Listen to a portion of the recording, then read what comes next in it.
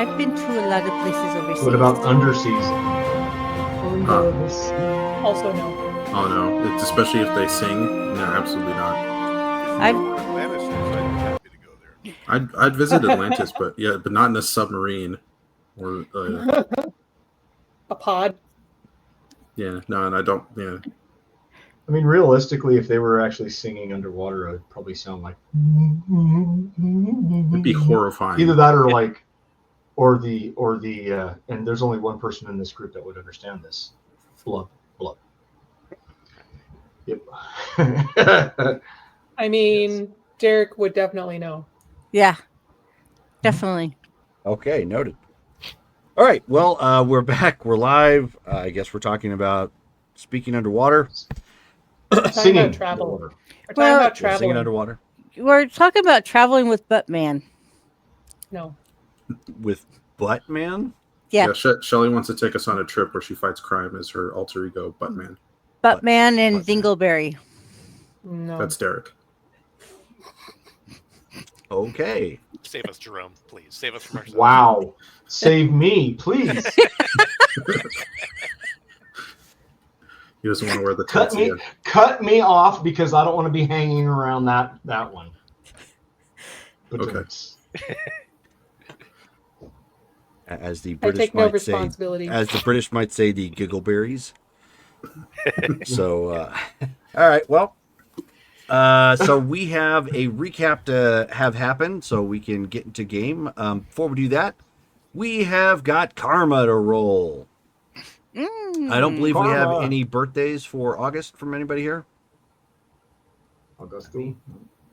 No. Not I this can year. I can change my birthday if that helps. Yeah, that's not how that works. Oh no. I try, A guys. very merry unbirthday To me? to you. All right. I'll go ahead and roll the D10 then. Oh shoot! I All just that remembered I'm in beautiful bean charge footage. in this game. Dang it. 4. Okay, so let me make the calculations here.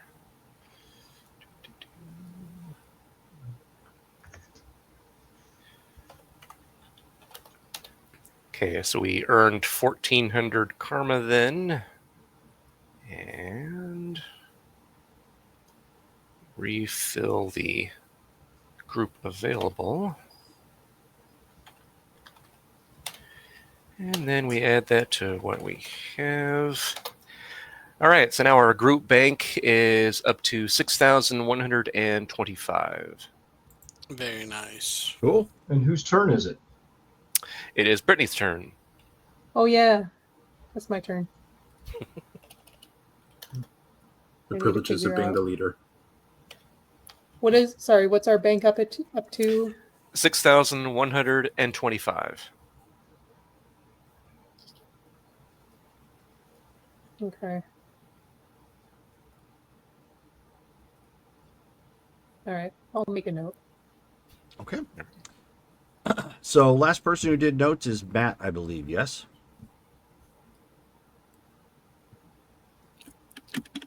That is correct. Matt did Okay. the notes last. So Matt, can you give us a game recap from last game, and then we can get started? Absolutely. So the team was en route to New Prussia. While en route, Lightbringer scanned the several appeared to be actually aged old men. On landing in New Prussia, the Legacy are met by Shion, a security team and a medical team. The aged and injured are brought into a hastily created field hospital. They weren't going to let us into the country, not knowing what was going on. It was noted that Lightbringer has had a change as well. Her hair has a bright colored red streak through it. We're not sure when that occurred, as we all missed it and didn't take note. But suddenly, it was noticed while she was helping everybody else. Shion takes care of the elderly, taking turns with each team member, trying to keep their spirits up. Sagan from the New Prussia military arrives to the hospital. No additional resources are forthcoming, as no one has encountered anything like what has happened to the Legacy before. Speaking with Lightbringer, Sagan mentions a Dr. Time slip with the Justice Legion. Lightbringer attempts to make contact, leaving a voicemail requesting that he make contact with her. At the same time, Shion makes a call to Miss McCall and leaves a message. Eventually, a return communication from Dr. Timeslip arrives via video conference. Negotiations for his assistance occurs. Lightbringer gives her word that Dr. Timeslip will be free to leave the country after his assistance is completed. Apparently, he was concerned about how New Prussia would react to his presence. Appearing to the team, he seemed to arrive instantaneously to the field hospital. They took a bit of time to create a clean room, and the team assists Dr. Timeslip to revert the age members back to their normal, consistent ages. It takes about 20 minutes to do it. The team is carefully brought back to their natural age. And Lightbringer thanks Dr. Timeslip and promises to assist him in a future endeavor. Lightbringer examined the other team members. The scanner detects a change in xenofreeze, some kind of bump. The bump is excised, and the wound exudes a very unpleasant smell. The excised portion is examined using a microscope. His nanobots seem to have some kind of change, or were not working properly to repair the damage to the body. Jake received a new ping, another cross-dimensional hit for Hyperion artifacts, while everybody else was being medically examined. The team decides to use their Salt Flats location to prepare to cross the dimensional boundary again, and Shion teleports the team and the jet all at once to the Salt Flats. After crossing, the team uses the teleport relay method that we've put together with Heat Phantom moving forward and Shion teleporting the rest of the team to the location and basically leapfrogging across the location in distance. At one point, Shion decides to go ahead as a scout. Takes Jake with her, using teleportation to kind of try to triangulate the location they're attempting to find. Lightbringer gets exhausted, and the scout party emergency lands in a soccer field in Stansbury Park. The scout team heads into a neighborhood to try to gather info. Phantom offers to go out and scout for other information further afield as he can move more rapidly, discovering an interactive phone booth. And after a short conversation with an AI type response unit in the phone booth, he receives 2 tickets for Hyperion's Video Arcade. During that time that he was interacting with the phone booth, Jake managed to steal a car, some cash, and clothes to help blend in. And the team decides to travel in the car that seems comparable to their normal reality vehicle-wise. They're able to travel incognito and stop at an A&W burger place. While everybody else is going into order, Lightbringer goes into the pharmacy and looking for touristy type items to help give them an idea of the world around them, and has a VR, or learns about a VR experience at the pharmacy gift area related to the Hyperion Video Arcade. She rejoins them in the restaurant as we're about to get deep into burgers and fries. Ta-da. Here we go. And so we leave the game off there at this point, as everybody is going into the A&W to have something to eat.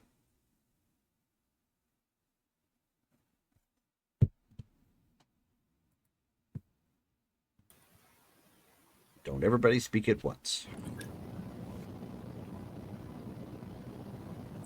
Well, all right. What do we want to do at this point, gang?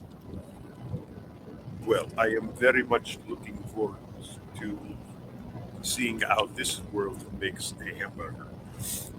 I've had very little experience, and I'm eager to try the ones here. Good call.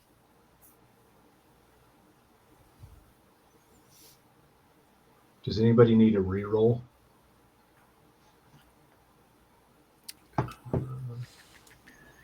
I don't. I do, but I don't have one, just in case.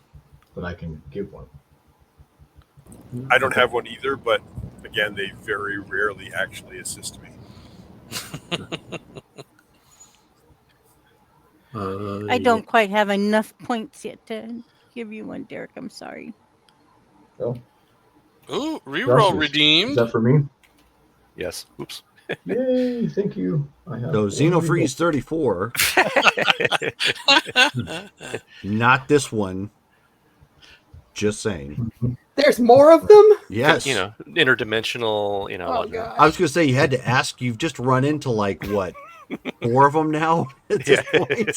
4 of Hyperions. Yeah, Hyperions, and we ran into another Davy too. Yeah. Yeah. Rather, Mhm. Did we find a Salanth finally? no, we have not seen any Salanth. No Salanthi. I'll pat you on the back. None.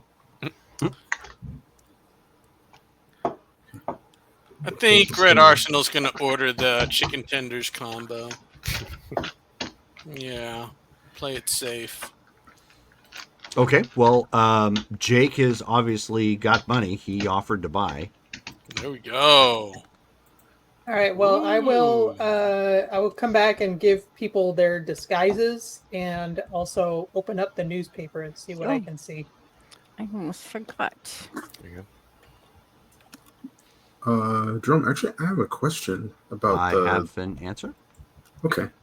Where do babies come from? No. Mm, So in terms of like my Stork.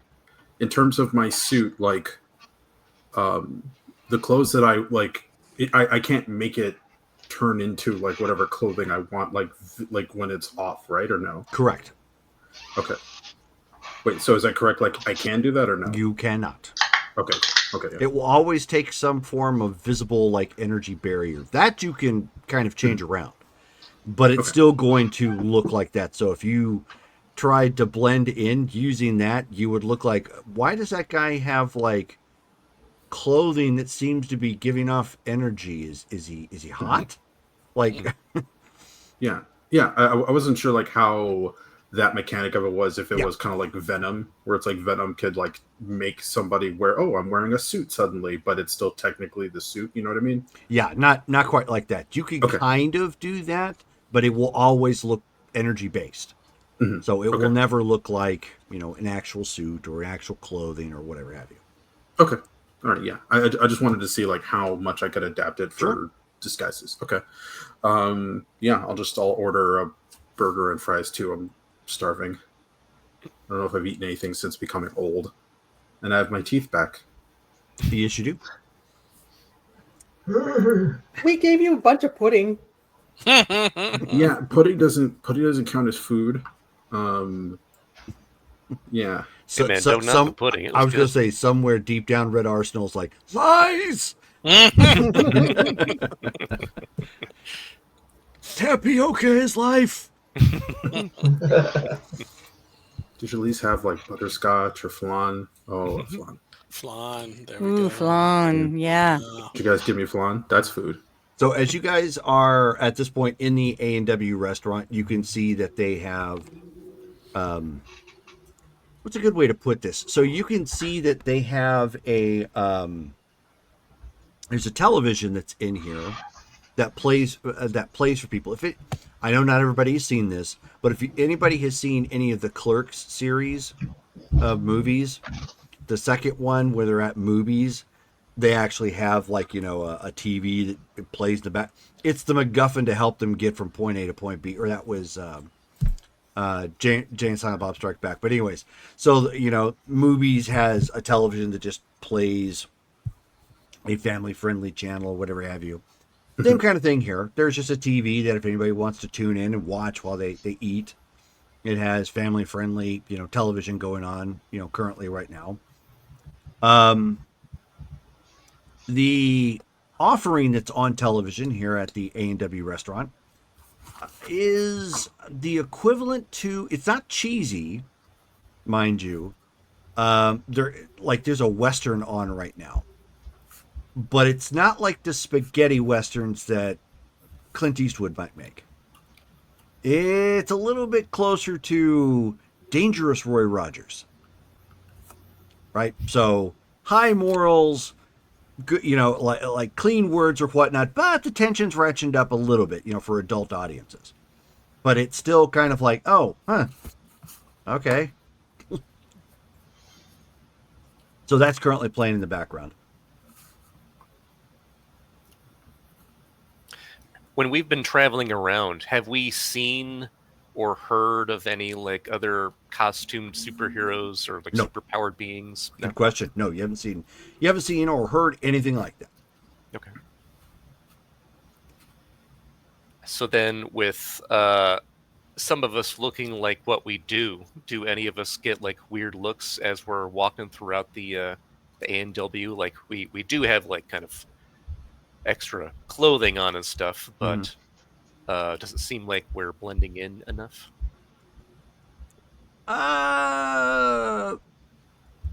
Most of you seem to be okay. You're getting some looks Right. because you're gray. Yeah. But again, another great And question. me.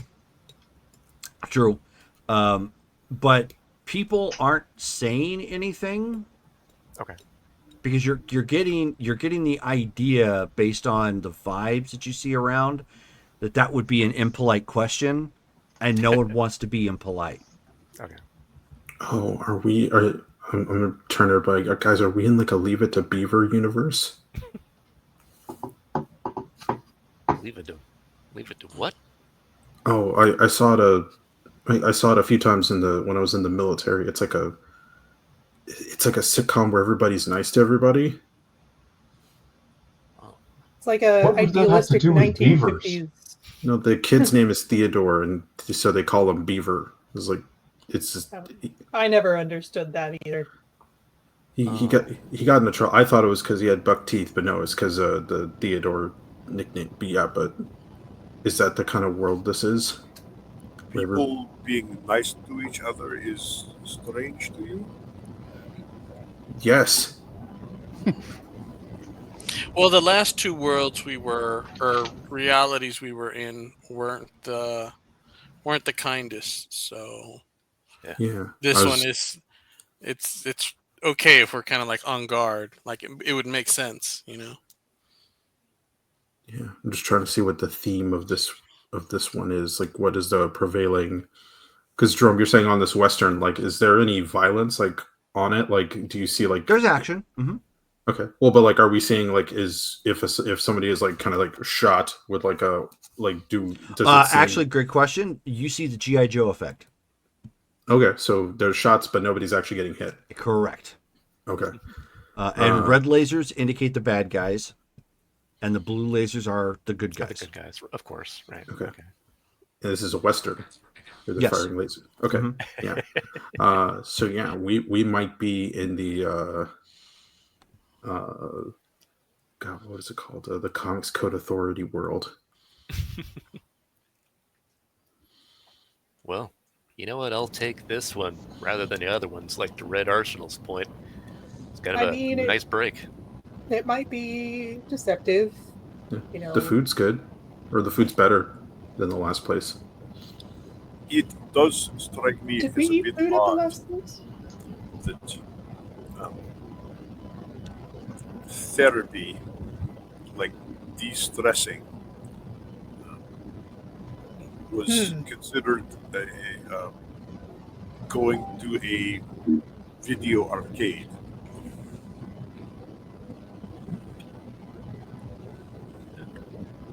Speaking of which, what's the plan now that we're here? Does the tracker say if we're close? Yeah, that's a good question. Jake? So Jake, My leap of so Jake at that point like looks around, like where you guys are at, and he says, "I'm certain I don't know what you're talking about." Right. Yeah, how about we finish our meal and then when we're driving, we'll take a look then. I suspect my leap of intuition says we will find it at Hyperion's arcade. That'd make it easy. Does seem like a good place Plus- to start. It's plausible. Should we ask any people? Like, wait, the tickets that we got, was that like is this like a grand opening? Is this something, or is this something that's been here a while? Nope. It's pretty popular. Okay. Have we asked anybody about it, or? I was speaking to the persona in the phone booth. I mentioned that my day was a bit stressful and I was not so happy, and it prescribed a visit to the arcade to relieve my stress. And I have 2 tickets. Okay. So play your cards right, and I may take you. Ooh, I want to go to an arcade. Jerome, so you Heat Phantom got this from like an AI in a phone booth. Like, From a phone booth, yes. Yeah. Does the technology in this place seem like it's like suitably advanced? Like, I mean, even for like a diner, is there like AI people that were like AI things that we're ordering food from? Is there like a robot that brings our meal to us? Nope. Still people. No. Okay. But there, like technology. there are certain aspects of it that do seem to be a little bit more advanced than you're used to, like the display screens that kind of rotate, the food and whatnot. Okay. Yeah, I was trying to see beyond like that, no. Okay, I was trying to see if like if that level of technology is like uniform throughout everything. Okay, well, you're gonna have to explore some more to determine that. Okay, I will explore some more. I'm gonna look through the newspaper. Okay. Rome, is there anything that looks like it might be useful? Give me an intuition check.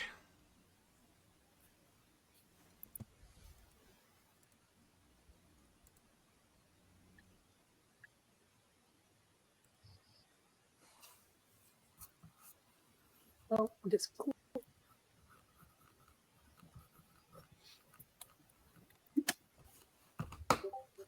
white. All right.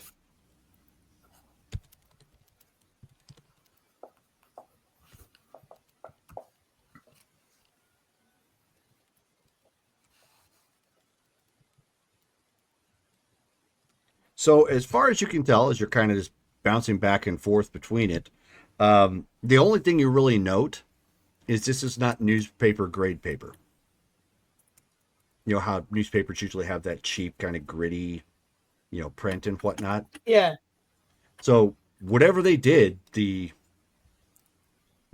paper is upgraded, but you're kind of flipping back and forth and looking at this. And what first throws you off is it's not your home, obviously. So the way some of these things some of these things read, it's still news, but it's taking you a moment to kind of wrap your head around it. Oh, you're still there. Good. The way some of them are phrased, I'm 99% certain you haven't. But have you seen Demolition Man? Nope. Okay. All right. Well, what are the shells for? These are 3 seashells.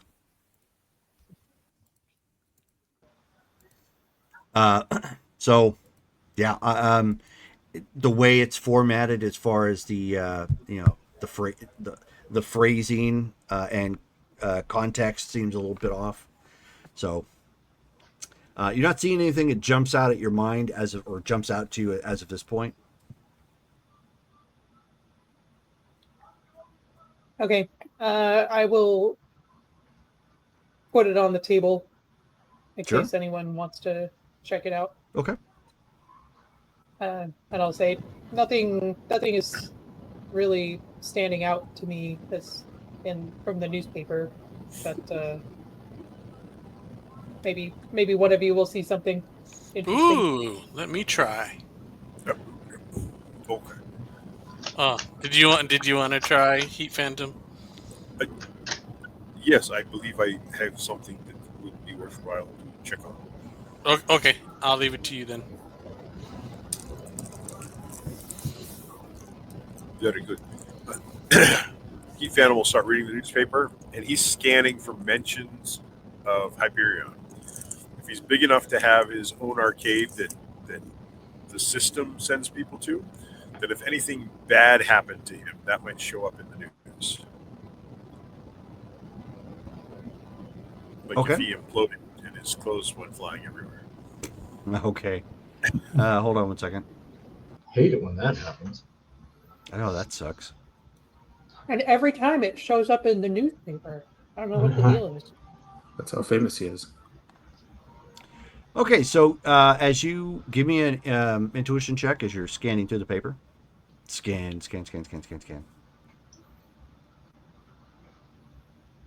I mean, to be fair, if that happened to Lightbringer, that might end up in the newspaper. Unpopular science. Popular science. Right. Kind of like Sue Storm. So Derek, your microphone keeps switching automatically back over to the webcam, just as an FYI. I have no idea why it's doing that. So you may have something in your browser that's changing it automatically or something. I'm not sure. So you may have to actually go into the settings and make sure that Windows is automatically prompting it to your headphones and not defaulting to the camera.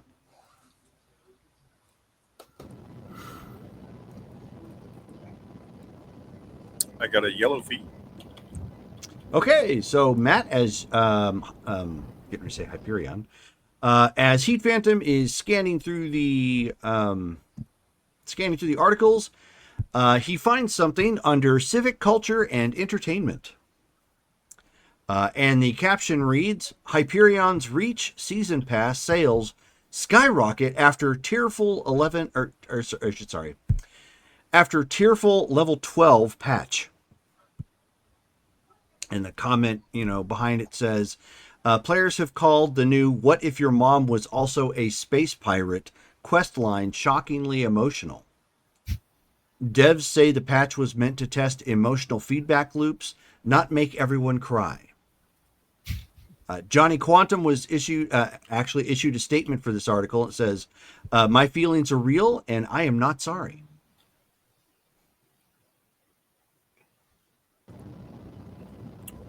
Well, there is this article about the arcade and the new update to the system. Apparently, folks were tearful after the storyline because everybody cries about mothers who are space pirates. Okay. I am perhaps oddly interested in exploring this storyline. I don't know how I missed that one. These are some weird games. That's 'cause Space parents.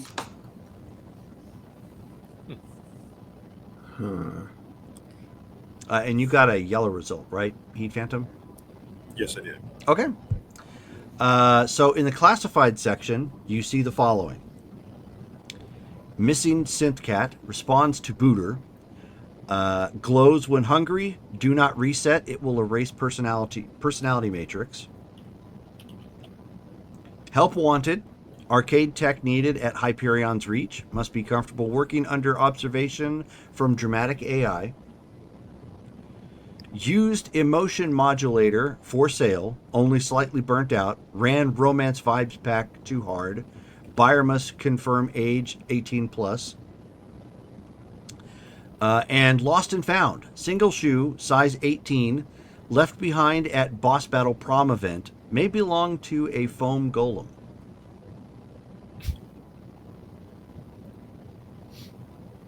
I wonder if it's a boot instead of a shoe. Is the cat Hyperions? Who knows? Each of these speak to a very interesting society. Is And there the cat's name was Hooter, like Booter. Hoot, like Booter. Booter, like boot. Like booting up your computer. Yep, Yeah, there you go. exactly. what size was Hyperion's other? Size Footwear. 18? That's pretty big, right? Yeah. I am told it's average.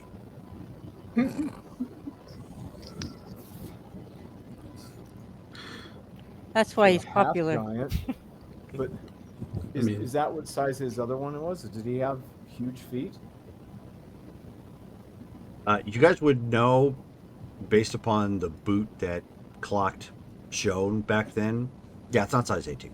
Okay. Oh, yeah, we can measure the boot print on Yeah. Sean's face. Yeah, he had It's still there. he had about like a 13 and a half. Okay. And I felt every inch of it. Yep. That's what she said. I wasn't going to say Wow. anything. I thought this was a family show. I know. This reality is getting to us. Exactly. All of a sudden, Well, don't- you've been fined 1 credit for the morality. Do we need a content Oh, warning? yeah. Warning, dirty joke. Dirty joke detected.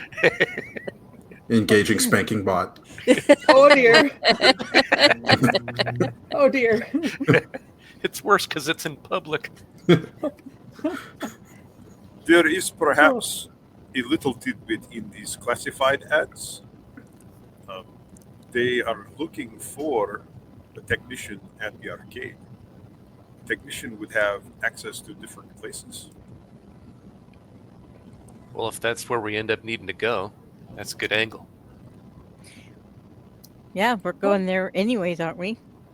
Does it say what kind of I don't know, credentials or paperwork is needed for the job? Anything about application? It said programming, right? It said technician and must be willing to be observed by, The AI? yes, the AI, but it has an adjective here. That is grumpy, is that it? Or Dramatic? dramatic? Yes. Well, maybe we can head over there and ask once we're there, what paperwork is required. Social security So- number. Everybody think we should go check it out? Yeah. I believe so. It's the biggest possible clue we have. And All right. hopefully something else is there. All roads lead to Hyperion's Reach. Hmm. Okay. I'm ready if you guys are ready. finish lunch and head out. Okay. George is having nightmare flashbacks of the Spider-Man, the X-Men arcade, like when they get trapped by Arcade.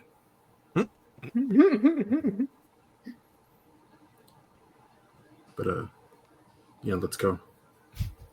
Okay. So you guys get back into Surprise, your... it's Mojo. Yep, you guys get back into your stolen car and drive off towards Salt Lake City at this point. Okay. Oh, once we're in the car, can we have Jake scan for Hyperion items? Yeah. So, I mean, at that point, he's, you guys are squished, obviously, but he's doing what he can to set up another active signal to start scanning. On the radio, you end up hearing a commercial. Local cafe offers anxiety-free latte experience using Emo Steam Infusion.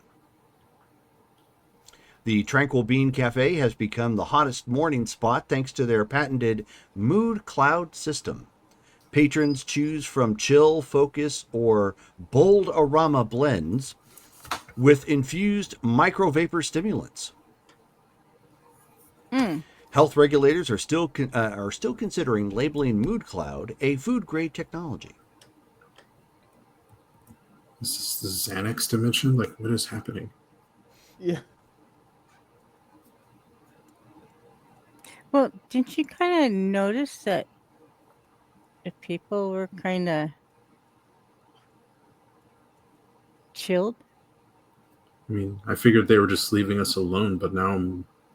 Jerome, do we feel anything weird after eating the food? Like, did we eat some like Relaxo burger or something? Nope. No, actually, in all honesty, that was probably the freshest burger you've ever had, quality wise. If you've had, American food as of this point.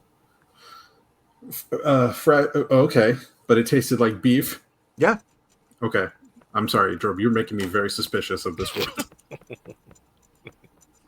Like it was basically the way if somebody made a commercial about the restaurant, Mhm. you know how the commercials never match the product that you actually get? Yeah. That's not what happened. The burger Wow. Is it picture, actual. Yeah. Right. okay? Would it be weird for me to like assume that like because this world is or because this place seems to be very like anti-anxiety filled that like that even affects the food like That is entirely up to you. That's a valid character perspective or perspective. I'm not going to jump in there and say one way or the other. okay. Right. I just want to make sure we didn't eat like some dosed. I would absolutely tell you if you needed to make endurance checks. Okay. Except for Red Arsenal because he has regeneration. Placebo effect.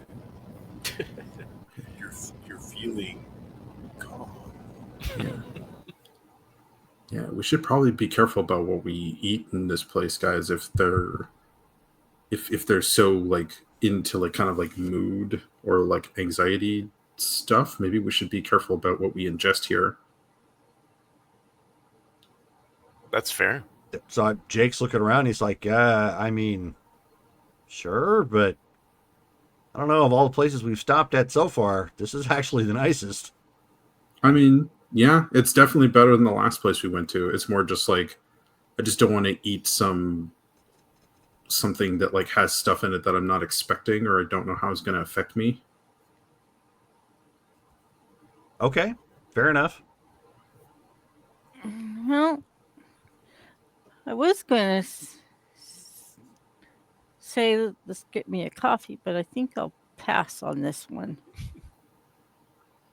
And then as you guys are heading into town, you end up hearing like a guitar riff. Extreme Action Sports Update. So it's like a news caption for extreme sports or whatnot.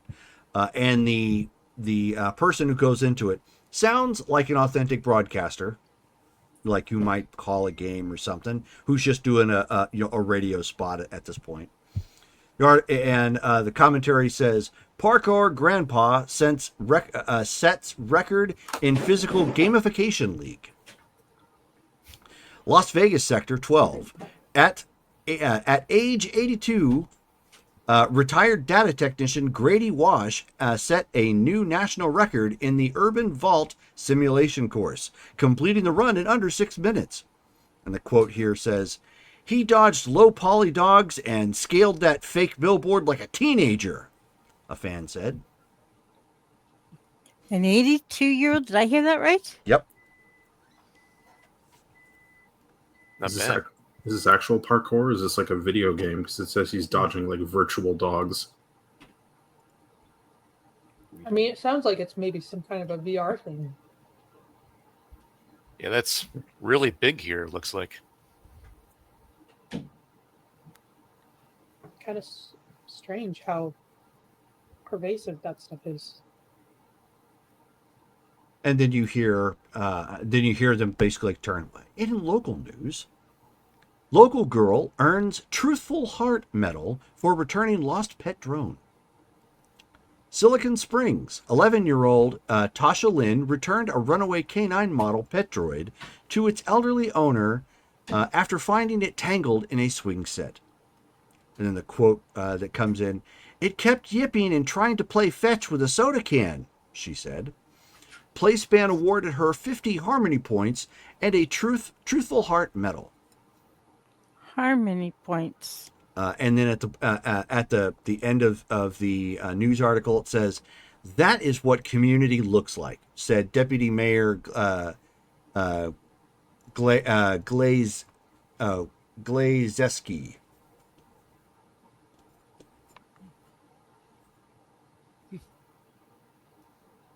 Interesting.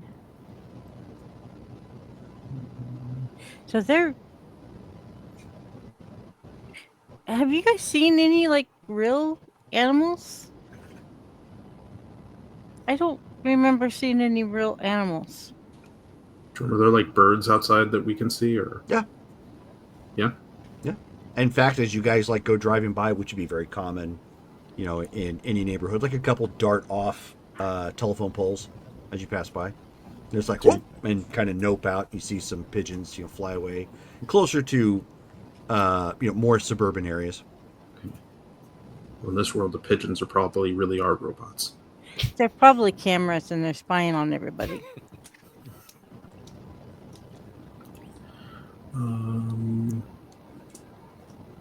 It just seems like they're really into cybernetics. Seems like it. It's a pretty advanced society, I guess. Just there's kind of a I don't know. But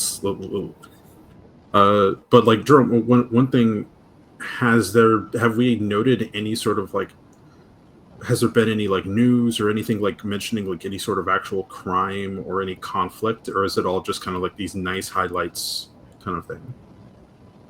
Oh, actually, great question. So, why don't you give me an intuition check then, since you can check the newspaper, or you can kind of surf the radio. Not very smart, but let's give it a go. Oh, I got a 4. All right. Woohoo! White feet. I started thinking about that robot dog, and I was like, why would it play fetch with a can? It's just supposed to use a stick. This world is weird. Yeah. So you're not coming up with anything. You got the wrong sides of the newspaper or whatever have you. I found the horoscopes. They've got a 14th one. I don't know. Oh, what does mine say? It says you should take a day off and relax with some soothing Xanax coffee. Oh, yeah, no. Here, let me see the newspaper. I want to skim through it. Yeah, I'll hand it over. Have you taken your dose today? And she's not looking for like anything in particular. She's just looking at everything to see. Then roll an intuition check. Yeah. The old animated movie Heavy Metal. It's some really good zang, man. Where's my intuition? Monstrous. Hey, Derek, can you bring the microphone a little bit closer to your mouth? No. Shoot, unfortunately. Oh, well, 'cause it's kind of hard to hear you, and my Just concern tape is, it to your face, dude. I don't find nothing. and I'm afraid if I keep putting you back on auto gain, it's going to default back to your camera. I rolled a 2, George. Okay, You rolled higher than I did. you guys have effectively found everything that there is to find in the newspaper, I guess. Oh, hey, they are selling shoes. Ooh. Yeah. We should pick up some size 18 shoes on the way back from the arcade. Actually, I wouldn't mind checking out some of their shoes. Take them back with us. Black Mass. Yeah. I thought of something that we could tell people if they comment on your appearance. I just remembered that there's a skin condition caused by ingesting too much colloidal silver called argyria. Turns your skin like a grayish blue. And so if anybody, gives us a hard time, we could pull that one out. So I've got Argyria. That's Yep. the story. Okay. Yep. What would we So- say about myself? Still working on that one. You, Maybe you have you super adjusted too much Archeria. VR. Oh yeah. You watch too much TV. hmm I mean, Yeah, we'll TBD What? on that one. So at this point, you guys are driving into Salt Lake City. Compared to the last time any of you might have been here, some of you may not have been here at all, but as it is not far from Strongford on your particular planet, this is a very clean, very lovely looking city. Now, Salt Lake City, in real life actually is pretty nice, but none of the neighborhoods here give the impression that it's run down. They may be aged a little in the context of when they were built, but all that really does is basically give it a vintage vibe. Is there like any litter around, or is it Very, like very little. There, as you can tell, there are active people that kind of walk up and down, or they may direct other people, and they're really good about picking up trash and getting it out. And in fact, at one point, as you guys are first entering town, you end up hearing a song. You end up hearing a song on campus as they have some kids out on the playground, and they're teaching them hygiene. They're teaching them to pick up trash. And you hear the song. It's like, picking up the trash, put it in the bag, bump, bump, and you in the bag, and you in the bag, bump, bump. And they've got like little the poker sticks that they're nabbing stuff, and they're putting it in a bag, and then they dance over and get it in a trash can, sort of thing. And there's not two boys using them to sword fight with each other? No. Because that would be promoting violence. Oh, they've got a teacher out there. Mhm. Yeah. Now, if the teacher wasn't out there, perhaps. Sure. Wouldn't have stopped me.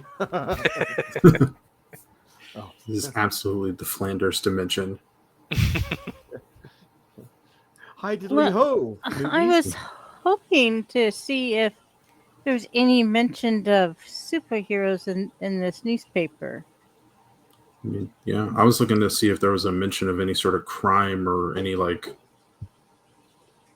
if a kid finding a lost dog droid makes the news, like they must have a pretty crimeless society. Boring news. What is a code 187? What if Murder, they death, kill. What if they don't have any supernatural beings? Well, they have cybernetics. They You have know, there is cybernetics, but that doesn't mean that significant they're Advancement supernatural. of Like, technology. I mean, it doesn't really mean. I mean, at the very least, we can leave this place knowing that it's not like a dystopic nightmarescape like the last place we went to. There you go. But yeah, I guess. But it does mean that we probably shouldn't be drawing attention to ourselves with outward use of Interfering. our powers. oh no, I agree. I'm just not used to not seeing what do you call it? SPBs. Yes, SPBs. I mean, I guess this just means we get to be normal for a little bit.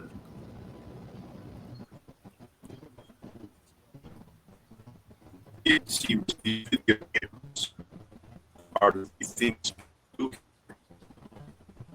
So we Matt, we can't hear you. all Ouch, you're going robot. And I thought he froze there for a second. He did. No. Still frozen. Yeah, you're still CP30.2.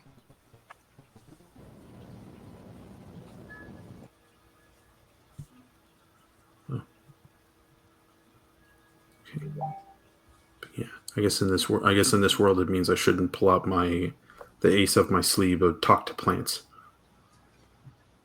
I was Actually, saying that the video games are the things that people do in this world, that inside of them they would eventually all be superpowered beings.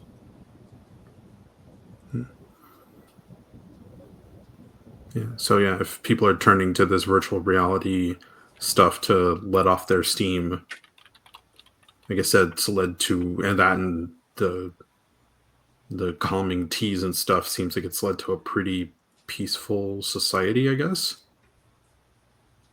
Not bad. Well, Looks as like you- people still have choices and things. So as you guys are rolling into town at this point, Jake has to ask you guys to just stop, pull over in a parking lot.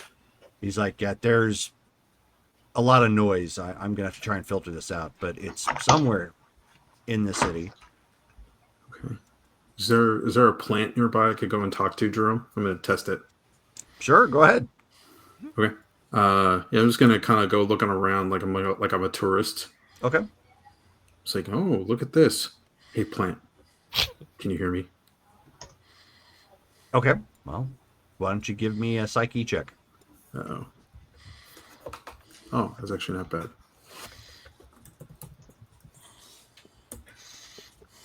The plant deroots Yep. itself and runs screaming, Yeah. "He talked to me!" Easier time talking to a plant than reading a newspaper. Right.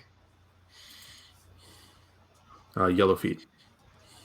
Wow. Okay. So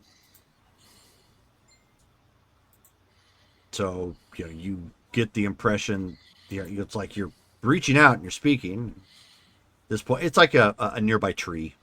Mhm. That's basically, it's like you see in certain downtown areas where they've got like the steel grate that goes over it, and there's a bit of ground underneath that the tree can be planted in. Mhm. So it just kind of hanging out there. Does it say anything back to me when I try to speak to it? Well, all you said was, "Hey, plant." Oh. Usually the plants have so much personality, so I'm a little like I'm not used to having to talk. Like, okay, how are you doing today? So there's again like a pause, and hey, is this guy talking to me, or am I not seeing somebody nearby? And then you hear, no, there's nobody nearby. Why is this human talking to me? This is so weird. And you hear from a distance, I don't know, man. He's got a smile.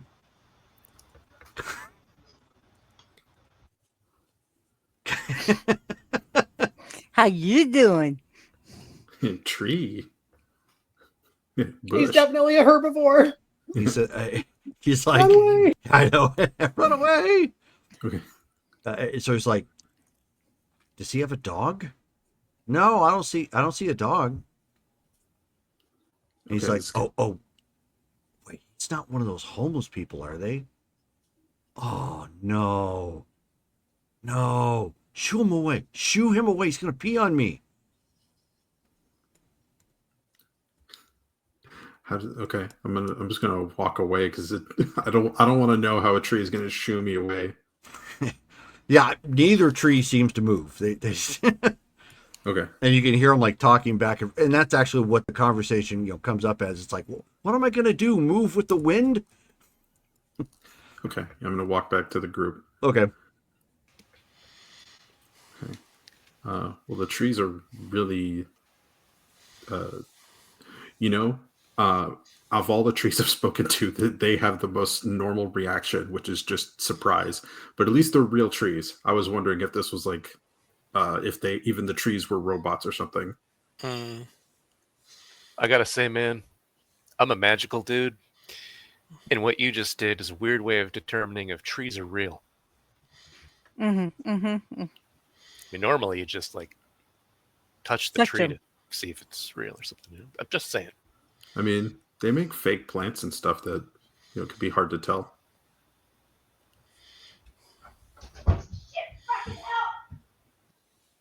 I'm scared to think what those plants would have thought if he touched them.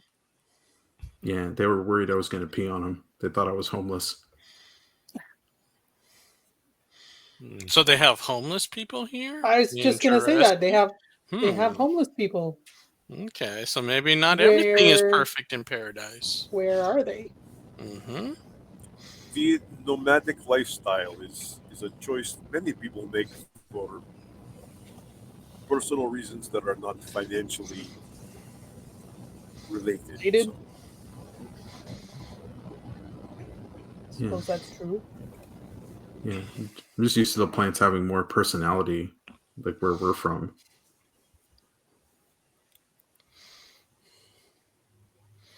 Well, they probably never had anybody talk to them. I mean, the other trees I've spoken to never have either, but they're usually much more demanding or accusatory or just mean. These ones were just But- like dumbfounded. Ours are used to people like us. If they don't have anybody here in this dimension, I can understand why they reacted the way they did. I mean, wait, how common is talking to plants in our world? I don't know. I That's mean, that's a great question. You You're haven't the really gone around and done it out of character, so yeah. You're the only one I know. Okay, well, because you're saying like you made it sound like, oh, they talk to people all the time. I'm like, well, Well, How's no, it- they're just used to people with special abilities. There's a lot of us on our planet, our Earth. I get, I see your point. I'm just wondering like how much interaction they have with super people in general. But Well, I think they Well, more than probably here. I think they probably have discussions about us. before I started talking to plants, I didn't think they discussed anything. But I'm learning otherwise. I'm really kind of curious now what the trees and plants thought about us in New York after tearing up almost half of it. We're probably not very popular. Well, Well, at least among the trees. I mean, there's not a whole lot of trees in New York. Well, I guess we did destroy the Central Park. Yeah, couldn't avoid that. we killed a lot of trees. We didn't do it. Tyrex did it. I'm blaming it on him. Well, this has been a great tree conversation, but hey, Jake, have you figured that out yet, or do we just need to go further in the city? am I figuring out trees or I'm sorry, what am I figuring out? No. You said you were It's filtering out. Right. No, Some I'm signal. still having to filter that out. There's a lot of stuff in the atmosphere around here, Oh, okay. like what Probably radio all the- signals and stuff. VR. Okay, well, Would it help if you got higher up? Maybe. I wouldn't recommend it here. Yeah. Well, no, I was thinking, There's more. Go ahead. no, I was thinking if like Lightbringer can like cloak, and then bring him up to a higher elevation to get a better signal.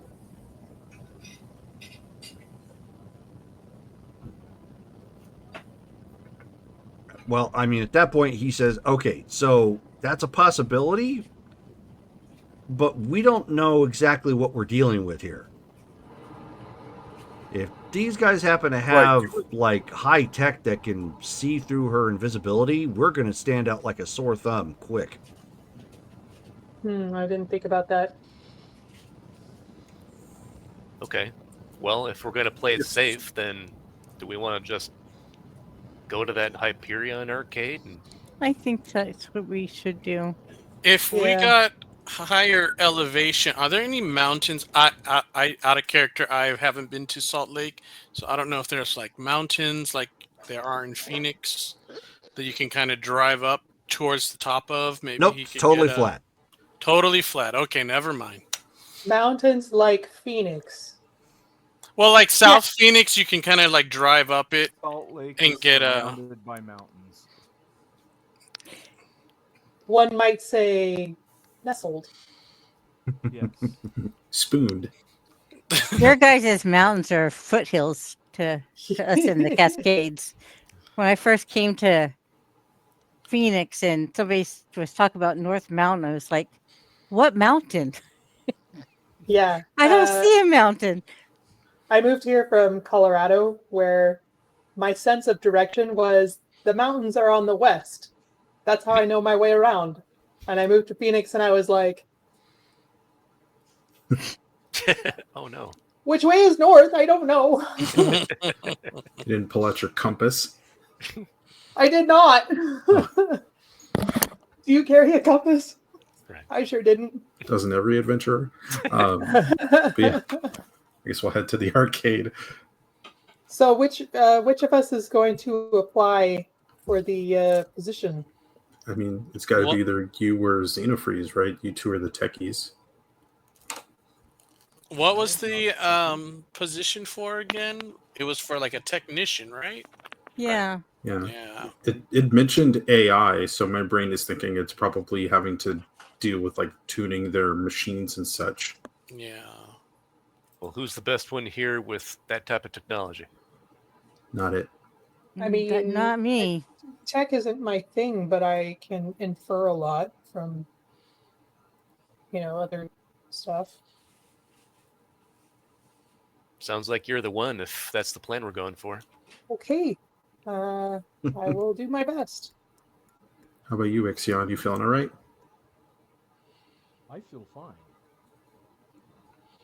Oh, if you said something, I couldn't hear you.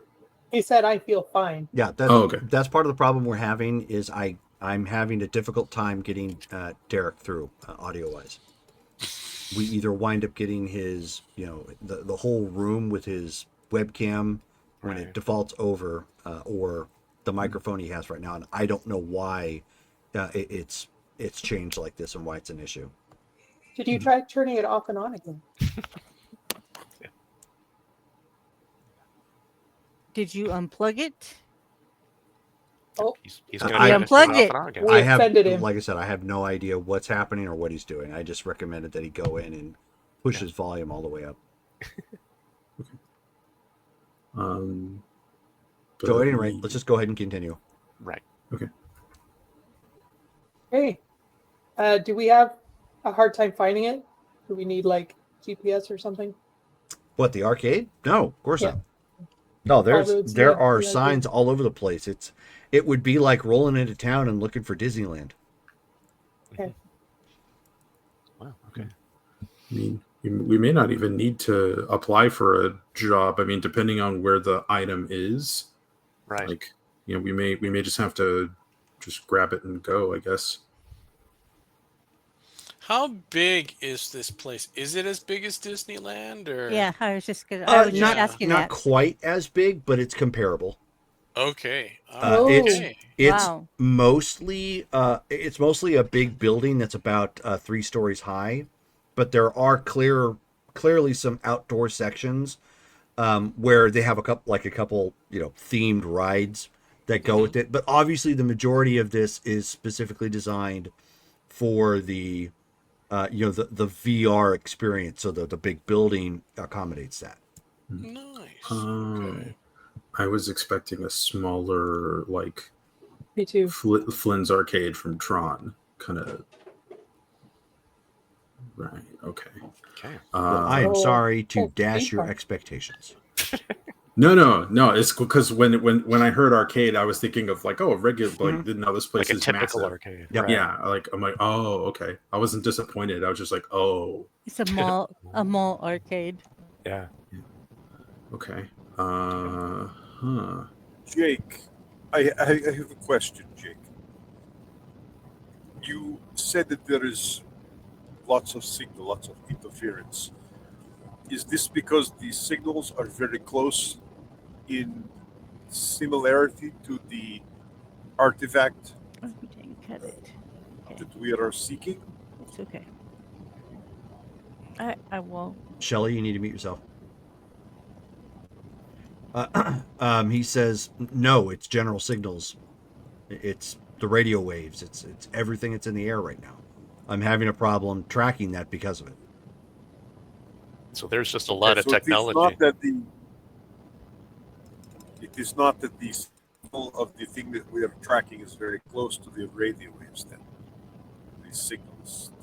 No, it's that there's the ambient radiation from everything else that's on that's sending something out that's causing me to have problems to narrow down on it. Whatever they're doing with this updated VR system that they have, there's so many people out there that are accessing it. He says, do you guys have the internet? Yeah. Do you know what the internet? It's kind of like that. It's like they're all throwing signals up and interacting with one another, and it's just too much for the system right now to filter out. Okay, so the thought that I was thinking, that where my brain was going, is perhaps the artifact that we are seeking inside the VR, or is it definitely a physical item? It's a physical item. Okay, good. As far as I can tell, it still matches the physicality of everything else we've tried to stumble on. All right.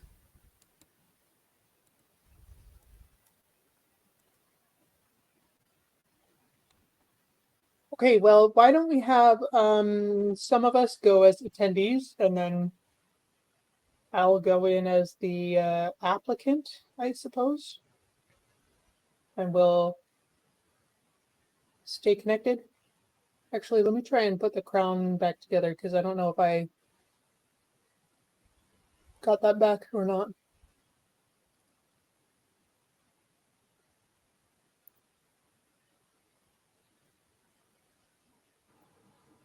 I wonder how expensive tickets are here.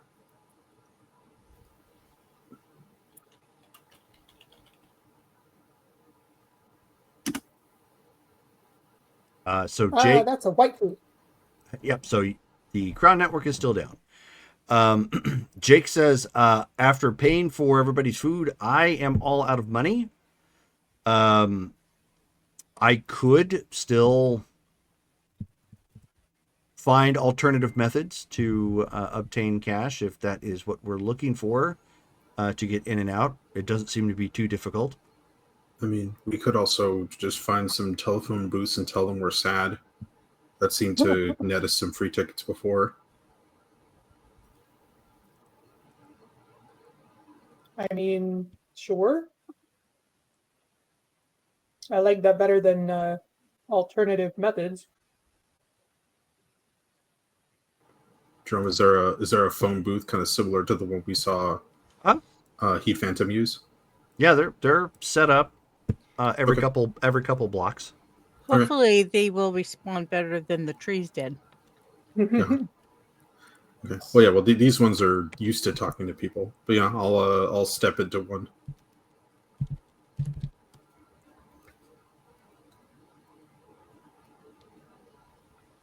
Okay. So you step into the the little cab section of the phone. Mhm. Greetings, citizen. How are you today?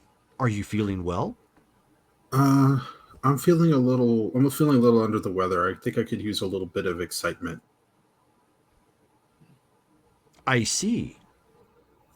What type of excitement do you crave? I don't know. I think maybe Is it like our some classic 16-bit games? It shows like a couple pictures, that pop up of the type of handheld video games or coin-operated games that you might find in a standard arcade. Oh, those do look like fun. I've never been to the Hyperion place before. That place sounds really cool. Ah, I see. You're interested in, and you hear, Yahoo! Hyperion's Reach. Yeah, Johnny Quantum. yeah, Johnny Quanto. And so the face on the screen kind of goes, and it says, well, I am authorized to give to grant one free pass to the Hyperion's Reach. It's good for a stay of 1 hour. Oh, that would be great. Would I be able to get one for my sister? Unfortunately, no. Okay. Yeah, Will this be sufficient? Yeah, I appreciate it. Thank you. Of course. One moment. And then the face just smiles, and you hear, and the ticket stub starts coming out of the system. Okay, I'll take it and be like, oh, thank you. Of course. Was there anything else I could assist you with today, citizen? Nope, that was it. Thank you so much. You're welcome. Thanks for stopping by, and have a great day. Yeah, you too. I'll take the ticket, close the door, kind of walk out and be like, yeah, just tell it you're sad and you want to play video games, and it gives you a free ticket.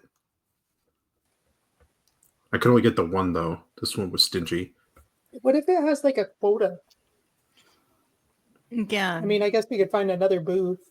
I mean, they're all over the place, but I mean... Well, we don't even know how intelligent these booths are. If all of us go in there and say we're sad and want to play video games, they might, I don't know if they'll catch on.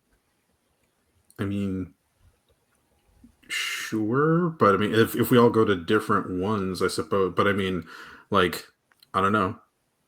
You could tell it different stuff, but I just told that I wanted a little bit of excitement, and I wanted to go to.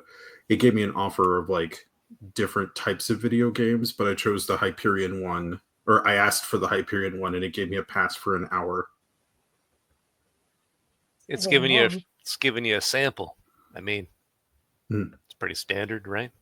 Yeah. I bet it would just do that for everyone if you just asked for a sample, because then you go there, you spend an hour.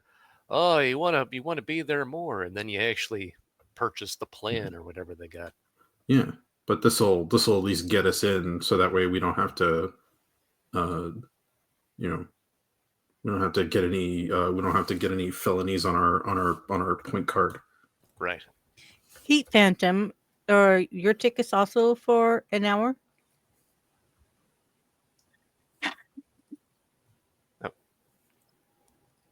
He's having connection issues, so... So do we visit different booths, or do we just want to hit the same booth? What if we just went to the place? Maybe they've got like... Maybe they got free booths samples there. right there. Yeah, that's a good idea. We can try.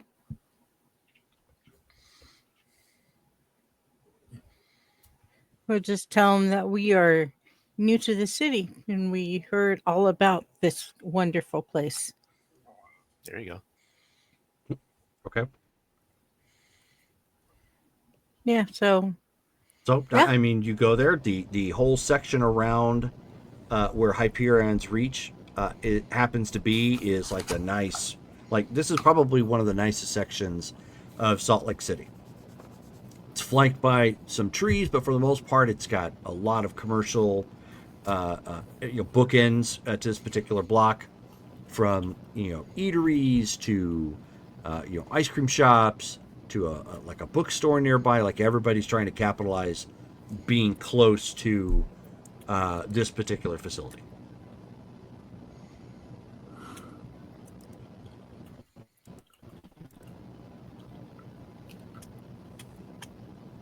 So I think I caught that the All new right. tickets are good for an I hour. guess we're headed in then, right? Once we. Can you guys see Matt? I can. Because it doesn't look like everybody can. Nope. Yeah, Raise your we're, hand if you see him. we're I see him. yeah. It's not going to matter. Not everybody can. Matt, you're going to have to go out and come back in. We're still having connection issues. So, are there kiosks all around to get tickets? I'm sorry. What? Are there kiosks to get tickets? Yes, actually, it's at the front of the place. But the way the front looks, it is very much like a theme park. Like it's got the turnstile that you come in through, and they check you in, and you have to walk up to the place to get let in. And there's 3 lines right now, and they're all about 15 people deep. Wow. Nice. Everyone pick a Pick a line, I lane. guess. Yep. I mean, I presume are these to the? Okay, yeah. I wasn't sure if this was like different from the turnstiles where you turn in the ticket. Why don't you come with me? Okay. I mean, You can be my +1. I mean, I'm the one with the ticket, so you're my +1. Yeah, Okay. that works Well, yeah, too. the tickets don't have +1s. Keep in mind. Yeah, we're just I teasing each other. No, I understand. It just there's been a lot of technical stuff that I'm also having to keep track of, and I'm making sure that everybody's still on the same page. Right. Oh yeah, I know because I asked for an extra ticket. They said nope, you only get one. So Yeah, so when they get up there, yeah, Sean's going to tell them, we're from out of town. We traveled all the way here to check out this place, and we heard there were sample tickets, and can I get one? Okay. So you guys obviously have to wait for to cycle through the line. Let's get a die out here real quick. I'm gonna try the crown again. I'm sorry, what was that, Brittany? I'm gonna try activating the Crown Network again. So do you have the? Oh, are you how? If you're wearing the device right now, how is it hidden? What? How's it hidden? Yes. was the crown an actual like object that she wears? Oh yes. I mean, it's just like a it's an circle. actual device. Yes. Yeah. Oh, Like a circlet that she puts. Okay, I didn't realize that. You got did you get like beanies and stuff when you went to that store? I did. Can we say that I bought another one for myself? Okay. So right now, Lightbringer is sort of casually dressed, and she has like a Tim Pool beanie pulled down just enough to cover up the Crown Network. Nice. Okay. Cool. And what's the weather like right now? Not beanie weather. Okay. Oh, It's a fashion It's a, statement. But, yeah, I mean, it's fashion. It could absolutely be a fashion statement. Maybe I have alopecia, okay? We're from Colorado, it's colder there. Yellow. let's Okay. go. So you have managed to reestablish the network. Oh, testing. Oh, I can hear you now. Hey. All right. Oh. Hello. Oh, okay, good. All right, I'm gonna go ask about the technician position. Everybody, keep us updated if you split up. Okay. Got it. All right. So as you guys are waiting there, you can see that there are like there's a projector that sits up front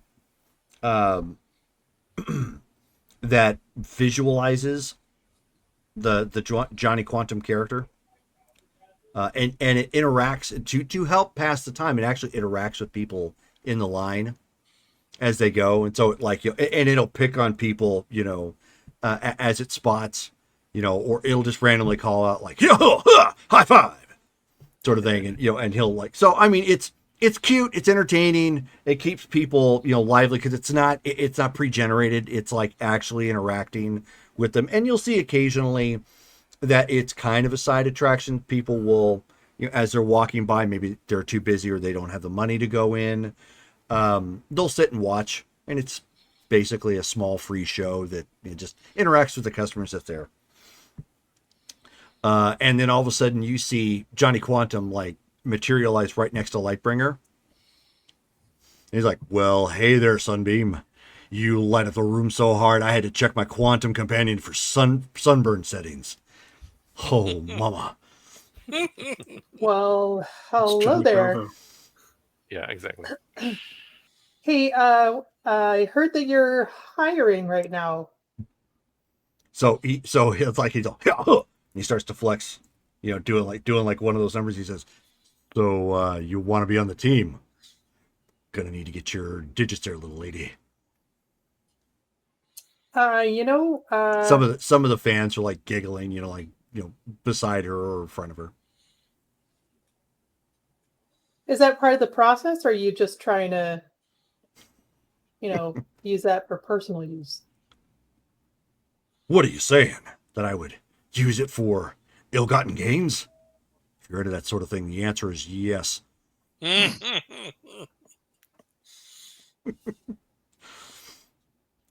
Let's see how the interview goes first. He said, and he's like, whoa, smarts and great looks. I'll see you on the inside. And it pops over to, somebody else, in the crowd sort of thing. So, I'm gonna tell Sledgehammer. Ooh. hey, what happens in another dimension stays in another dimension. So then you end up seeing as Pulsar and Shone are walking forward, you're getting closer to the to the customer service booth.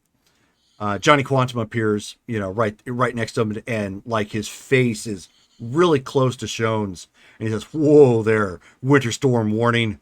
You just walked in and froze time, space, and this here heart of mine." Oh, hello.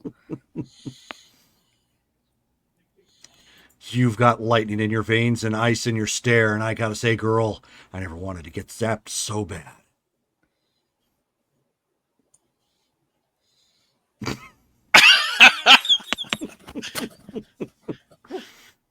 Stunned, speechless. Well, she's thinking. Well, I could zap you. Yeah, Shone's like, am I really immune to my own electricity?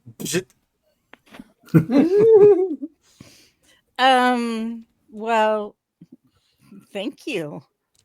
You're not bad yourself. So he takes him over. Doing the flexing.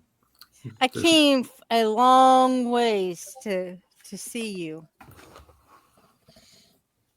So at that point, he's like, "Oh, you must be from Olympus, because every time I look at you, my neural relays chant, 'Praise be Spark Queen.'" Actually, I like the Egyptian. Okay. There's an audible eye roll from Pulsar. You just hear whoop, whoop, whoop, whoop, whoop, womp, womp, womp. It sounded like statues, just like,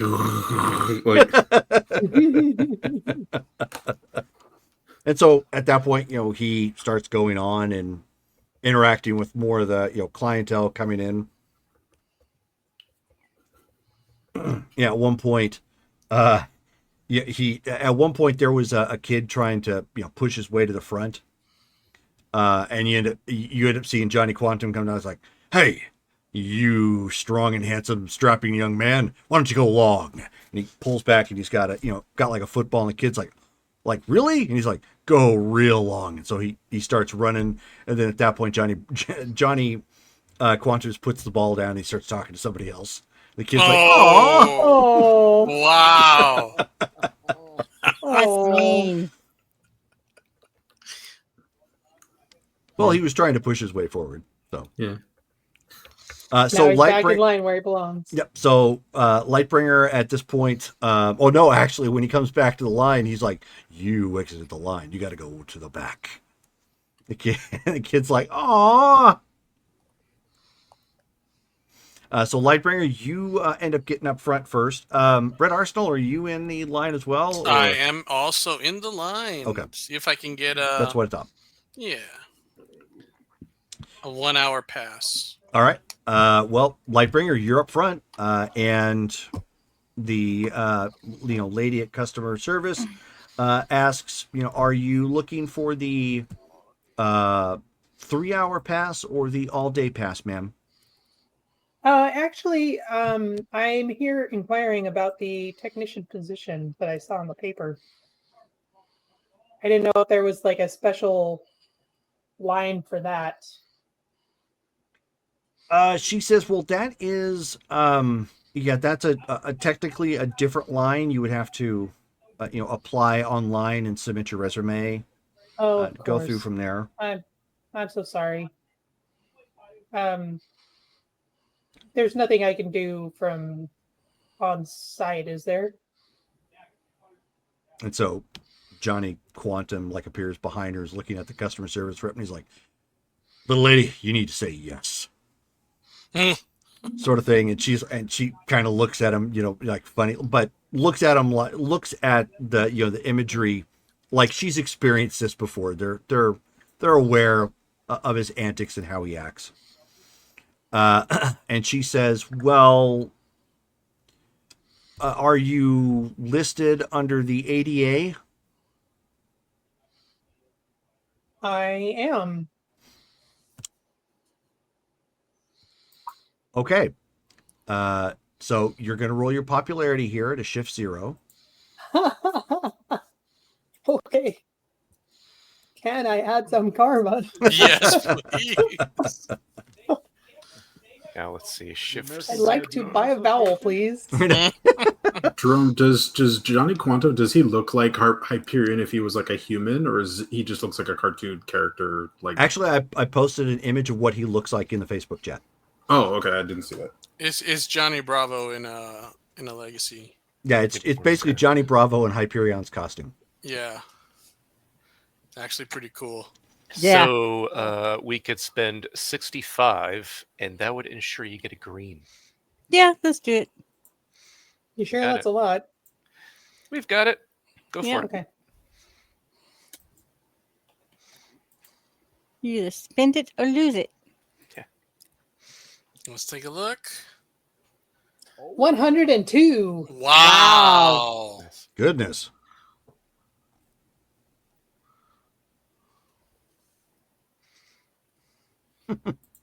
Were you able to find it, George? Okay. Yeah, I thought it was like a more recent one, but it was like I had to scroll to find it. I was like, oh, Oh, it's recent. It's from today. Just there's several posts in front of it now. oh yeah. I was looking at the most recent ones. I was like, why am I not seeing it? Oh. Okay, so at that point, she kind of sighs at this, like she didn't really want to, but you're claiming to be, at ADA. So she motions, for somebody to come around, and she says, "What is your specific disability? Are you requiring a wheelchair at this point?" And she's kind of looking at you like, "Don't say wheelchair. You walked up to the booth." At this point, I'm gonna actually pull off the beanie, and I'm gonna show her my my device, and I'll say, I don't like to show this off, but it's a cranial condition. And so at that point, because you rolled high enough with the karma, she's like, "Oh, I am so sorry, ma'am." And Johnny Quan's like, "Yeah, you absolutely should. She's authentically retarded. We should let her in." And I'll put the beanie back on. Okay. And go a little pink. Do we hear that? Yeah. Okay. Yeah, because I mean, it's not coming from the image. It's actually there's speakers on either side. So Oh, as he God. interacts with anybody, like it all comes up. So not everybody They're definitely understood. not going to hire me for this job. Yeah. Uh, Not only did everybody hear that, but they obviously they didn't see the whole context. So now they're like looking over at her like what the heck, you know? What did I we just saw her miss? take off her beanie, and then he said that, like, oh god. Right. And of course, like most people, you know, if you're supposedly disabled, they look for the physicality of it, and so many people are like, but she walked up to like total confusion. You know, they don't see any crutches or anything. So there's some grousing and and whatnot. And here I was thinking maybe ADA doesn't mean the same thing here as it does. I thought it meant like you were because for the application, I thought it was like a Yeah, like a resume thing or Yeah, like same. like monster.com or something. Or But that no, was this is that like- was their code for the special people. Yeah, I didn't realize that. Yep. So, well, it's Didn't American. realize it meant that you were It's challenged. Americans with Disability Act. Is what ADA stands for. Well, yeah, So- in our world, but in their Yeah. world, I was like, oh, Yeah. this must be like the registered resume, like LinkedIn thing. That's what I thought it was. yeah, So- same. So at that point, you know, she has somebody come out to lead you in like a back way. From where this is at, so they can take you back, so you can physically fill out an application, because apparently whatever this is prevents you from accessing online, and you don't have the capability of typing. So And they're like, come this way. Okay, well, Do you need me to hold your hand? Oh, we could have said that Ixion was Wait, their no, nurse. I should have asked about my party. Actually, you're not. I can tell you right now, you are not getting your party in for you to do an interview. oh no, that's sorry, of course. I need We're my her friends to emotional support me. party. Right? Yeah. No. Yeah, we're her ESP. I'm her orderly. I'm here to clean her up when she makes a mess. You go running up to the customer service booth. Have you seen this woman? She's Yeah.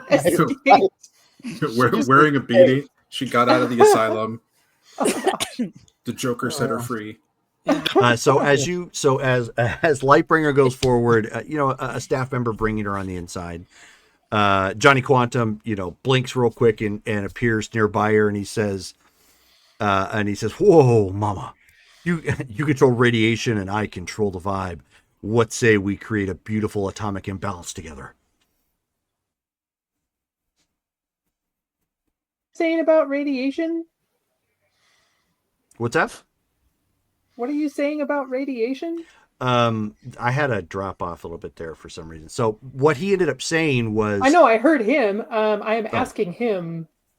Yeah, because his comments have been weirdly on the mark about like Yeah. their Right. powers. So it's like, huh. Exactly. I mean, it's clever, but it's suspicious. Guys, we're gonna get to beat up Johnny Bravo. I'm so excited.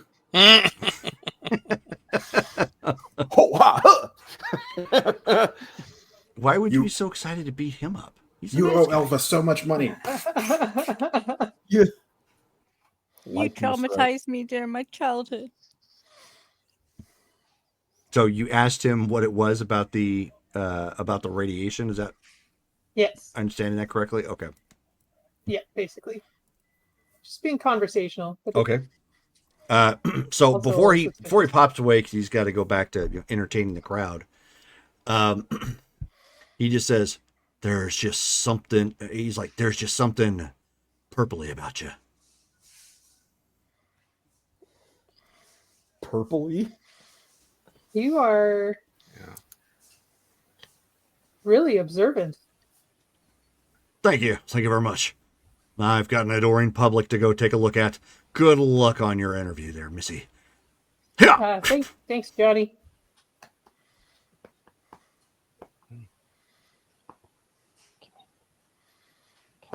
Okay. So I have me and my So, plus. George, Pulsar and Sean get up to the customer service booth. And so, same question: are you looking for the 3-hour pass or the all-day pass? So, I'm gonna go on the Crown Network and say, don't go the ADA route. That's not gonna work again. I think. Well, actually, I was kind of hoping because I was hearing that there was like a 1-hour pass. We've come all the way from Colorado, and my brother here was able to get one at the phone booth. But I was kind of hoping that maybe you guys had them too. she says, "No, I'm sorry, ma'am. We're not authorized to give out those here. Everything here at this point is pay to play only." And how much is the 3-hour? She says the 3-hour pass is $25, or you can get the better deal for the all-day pass at $40. Wow. Okay. It's actually not bad. She's gonna look at Pulsar. I guess I go find a telephone booth. I mean, I'll wait. I'll come with you. It doesn't make sense for me to get in for however long it takes for you to get there, get back in line, and then, just so that way we're maximizing our time together. Yeah. It's disappointing, but yeah. Okay, so you guys step out of line. And then I'll pop on the Crown Network and be like, guys, they're not giving out the hour passes at the counter. You're gonna have to go to a kiosk to get it, Oh man. or All one of the right. phone booths. All right, Alright. worth a shot. Yep. So Sean's gonna go to one of the phone booths. I will go to another phone booth. Okay, so you I'm guys all sad that they won't give me a free ticket. I mean, you got in. that's because she's Tell- authentic. Because Yeah, she's special. By questionable means. Lightbringer walks up to the counter and she's just like, "Hey, you guys!" Lightbringer love VR. So you're here for the technician position? He's like the lawnmower man, but female. R VR. Oh, God. Oh, what is this episode? I know, right? This is supposed to be the pleasant, like, nothing goes bad, like, realm. Oh God, my side hurts. Or Lightbringer becomes Sloth from the Goonies all of a sudden. So Don't- Nightbringer love VR. They're definitely gonna hire me, guys. Oh my God. so everybody backs out to go try and find tickets from the available booths. You do notice as you had those, because some of you have seen that. Well, actually, pretty much all of you saw the conversation that Pulsar had when he went up to it. None of these are actually giving out tickets, despite the conversations. They try to steer you in other directions, like portable game systems to download to your data pad. For it's actually wasn't the data pad. I had a name for it. It's a The game child. PlaySpan. There we go. Oh. I knew I had a name for it. I just had to go back and Well, look at maybe because he got. I mean, it. like, Brittany's got the giggles. Well, we've He- got Lightbringer in there anyway. She had to get in there in a weird way, but Well, he. how sent much were them- the tickets? They're 25 for 3 hours, and for all day they're 40. Okay, so we just need $40 a person. Yeah, but I don't really want us to have to resort to that. That's not who we are. I mean, we could always work. Yeah, so I mean, Jake comes walking What- back and he's like, What do you mean it's not who we are? yeah, True. Fair yeah, enough. yeah. I- Jake comes walking back and he's like, oh, I'm a part of the we. Because Well, when I used to do the 5-finger discount, I got in trouble. We don't need. I'm we sorry, is just that what need you to- call it? That's actually a catchy phrase. 5-finger Yep. discount. Yep. Then I found some wonderfully pleasant individuals in white shirts and black slacks with name badges. And they had plenty. What, tickets? Access to tickets, yes. Wait, are you wait, Jake? Are you? Pull him closer. Are you robbing people? Like, how do? We're a little short on resources, and I figured it would be better than this than anything did we've done you- on the other realities so far. How did you get it from them? The 5-finger discount. You pickpocketed them? At our Yeah. current rate of progression in 2 more dimensions, we will be supervillains. Wow. Actually, you're kind of better than I am. I never thought about pickpocketing. Look at it. Well, we for the need to greater get good. in, so yeah, just don't tell Lightbringer. Speaking of which, where is she? She's done something far worse. Her You did try. her mentally challenged butt Weird, got weird. in. Everybody here is worried about the money. George just calling it like it is. She did something way worse. See what happens when Hyperion's gone. See what we resort to. We got to get in this theme park. The smartest one of us goes, I got it.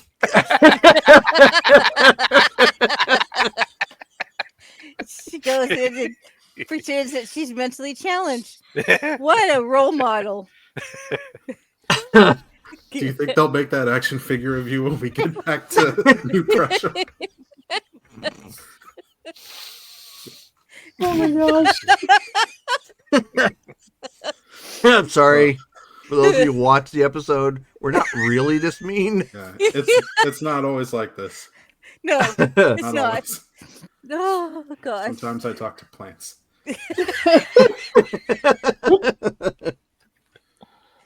Okay, so Yeah.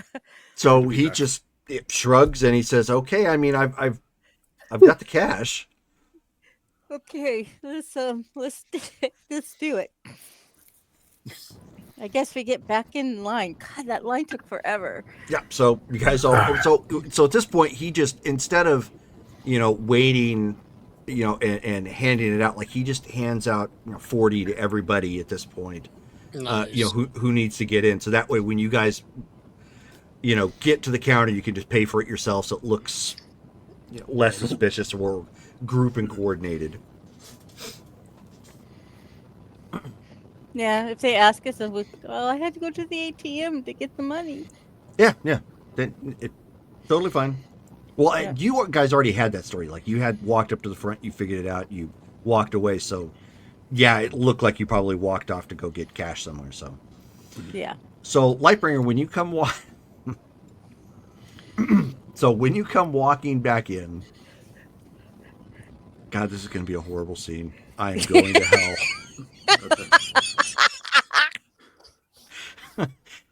hell. Okay, so Lord, forgive Obviously- me, for I know what I'm doing, but forgive me anyways. So obviously the staff member takes you to like a waiting area where somebody's going to help you out with everything. And so when they walk in, this person has a little bit different of a uniform than what you would normally see. It's the equivalent of somebody who's probably upper management as opposed to the front-facing customer types who have like the polo shirt with the logo and so on and so forth. Second. Okay. So as as he approaches and comes to his desk, he looks to you specifically and he says, "Hi, my name is Harold. I understand that you would like to apply for the job opening." Can you help me with that? Of course. So Look, he I can understand you at a normal speed. There, like you could just talk normal. I appreciate thank you. the offer. I was under the wrong impressions. No, I apologize. I didn't want to get into details, but yeah, that's not how this works. You just talk normally. All right. Is I'll it like let you know is if it like a there's- lighting thing or migraines or? You know what? It's complicated. When we run into something where I think I'm gonna need some support, I'll let you know. He says, "All right." So he clicks a pin. He takes a manual form off of like a pad of them that they have. He kind of takes that off, and he slides it over to you. And he says, "Just fill this in with your personal details, and then we will make sure to get this added to the rest of the resumes for this particular position." Okay. I don't suppose you could tell me more about how the position works so that I know how to tailor my difficulty and explain better so this goes a little more smoothly next time. Well, have you had any opportunities to work with virtual intelligence or A little, their yeah. hardware? Mostly on the front end, but I'm a really fast learner.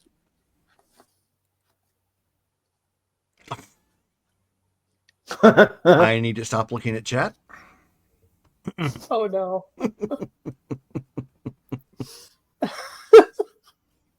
So,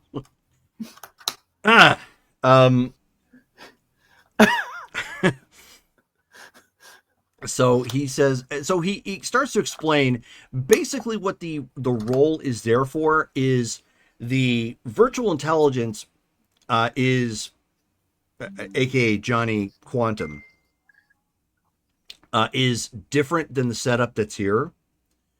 As the way he puts it, without getting into all the technical jargon and whatnot, back in the 90s, when computers were starting to get really popular for online play and video game play, they had these 3D graphic accelerators that you would add. Like we had to actually physically put it in a slot in your computer, and then you would connect the graphics card through a connector like you would connect to your monitor, but it would actually go into the graphics accelerator, and then you would plug your monitor into the graphics accelerator. Okay, so like an external thing. It's all internal, but essentially it's an additive. Okay. In a way, it's like the early math coprocessors back when you still had the 386 computers. The architecture back then, it was basically your primary CPU, but if you wanted to get more speed out of it back then, you had to add what was called a math coprocessor. So it was two processors teaming up as one. And then eventually, as the IBM compatibles branched off from the 486 architecture, all of them started becoming as one. So I'm not looking. I'm trying to be good. Okay. Anyways, so in essence, the same kind of thing. The system here acts as a bridge as the virtual intelligence. So it has all the additional pieces, as well as the visuals, as well as the computation power to power this whole VR event. And you would, in essence, not only need technical knowledge of how these computer systems, pardon me, hiccups, worked with one another, but you would also need to have a good temperament in order to work accurately with the VI, which or the Kind AI. of like AI right now. Correct. Okay. So I'm pretty confident Lightbringer can pull that off. Okay. But right now we're just literally putting an application in. Correct. Okay. So why don't you give me another popularity check? See if you can convince them that you know what you're talking about. Should I add some more karma? Maybe not the full 65. But What if you Some of it? spend 50. Oh, 30, Yeah. 50 sounds good. 50. 30, 40, 50. Yeah, 50 will work. Okay. Thank you for being our keeper, Dale, by the way. Yeah, sure thing. Of the karmas.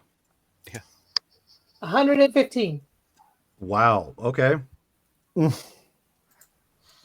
So thing as you're we used talking that to karma. him, and relaying your personal I opinions, rolled 65. Wow. Okay. so as you are relaying your personal opinions and your understanding of what he's talking to you about, you sound like you know what you're talking about. Give me a reason check. This is if you've got the technical data correct. You may be able to This is bluff your slightly way. better if you than a don't. shift zero. Green. Yeah, I was going to say, yeah, her reason is much better than a shift zero. All right, so yeah, you after you kind of walk yourself through it mentally, you're able to, it makes sense to you, so you relay it with a good degree of competency. And during the conversation, he sees that you apparently have the knowledge set that they may be looking for, and he offers to give you a little bit of a tour. I would love that, actually. Okay. And real quick, while you're about to do that, everybody at this point has managed to pay for your way, and you are now in the facility. Hooray! This place is like again, it's like a big amusement park. So think somebody decided to amp up Dave and Buster's by like ×5. There's obviously individual arcades. There's a place to eat. There's obviously some physical rides that you can ride here, like a roller coaster. Some stuff built for children, like a merry-go-round. But by far and wide, I should say, the VR show is where it's at. And they don't have just one. They have like 10 different options that you can go into, and they're different types of adventures. Like one is like a Star Wars, like a sci-fi space opera. Another one is like Indiana Jones. So you're out grabbing the treasure, avoiding art thieves and ne'er-do-wells. You've got one that's like a Western, so you've got it, but they all feature Johnny Quantum in some form or fashion. So in a way, if you guys are familiar with the Don Bluth video games, Dragon's Lair and Space Ace, it has that same kind of vibe. Okay. Yeah, Sean's just going to be kind of... Wow. This Did is we not what lose I was Dale? expecting. Did we lose Dale, or is I'm it still just here. me? Dale is. I can see Dale. Yeah, Dale's Hello. here. I lost Dale. I'm gonna check out at the. Okay, doke.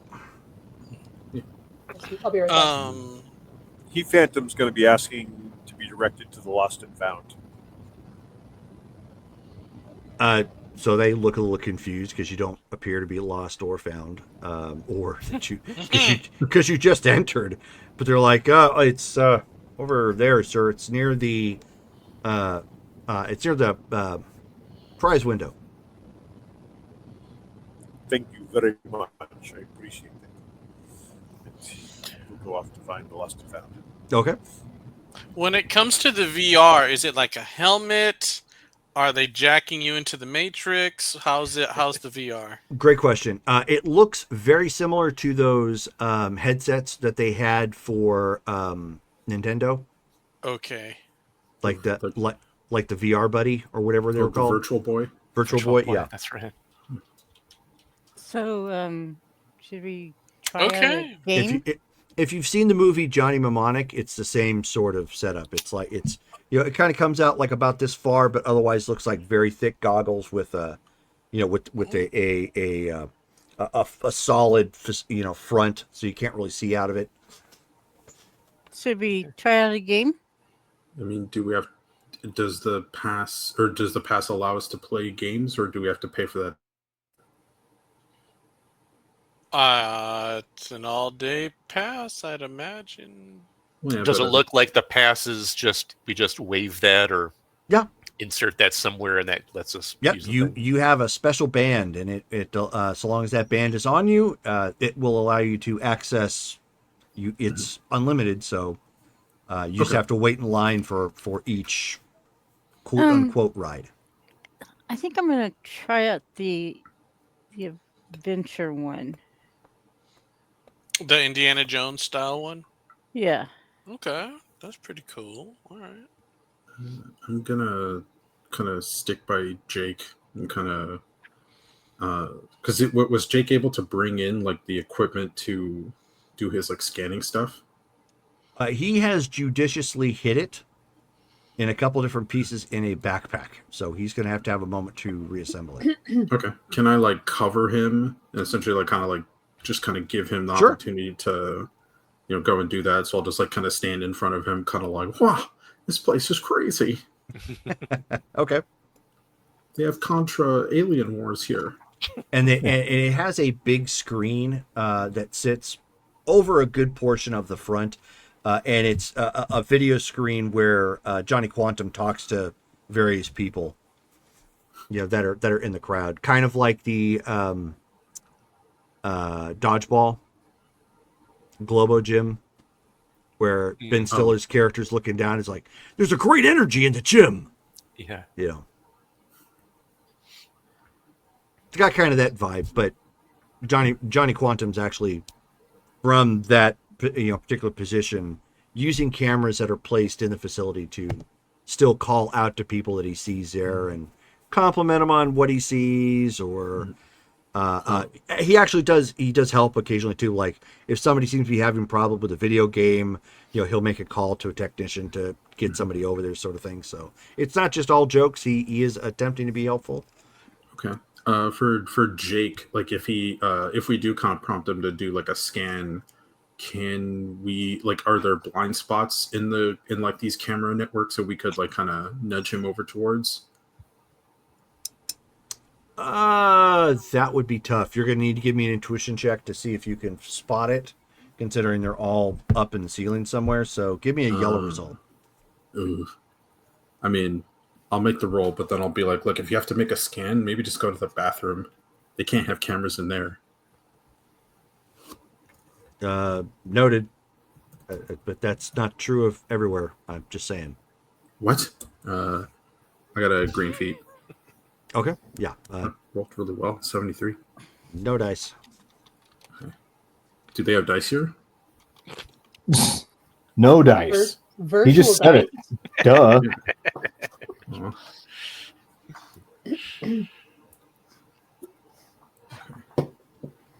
It's the wheel of death. Fate.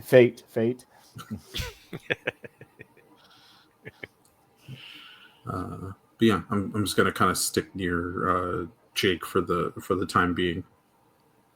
Okay.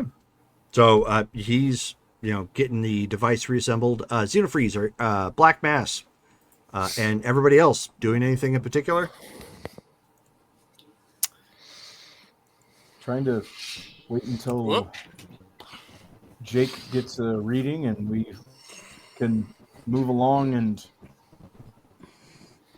make like a sheep herder and get the flock out of this weird. Okay. So you are waiting around Pulsar. Red Arsenal. Yes.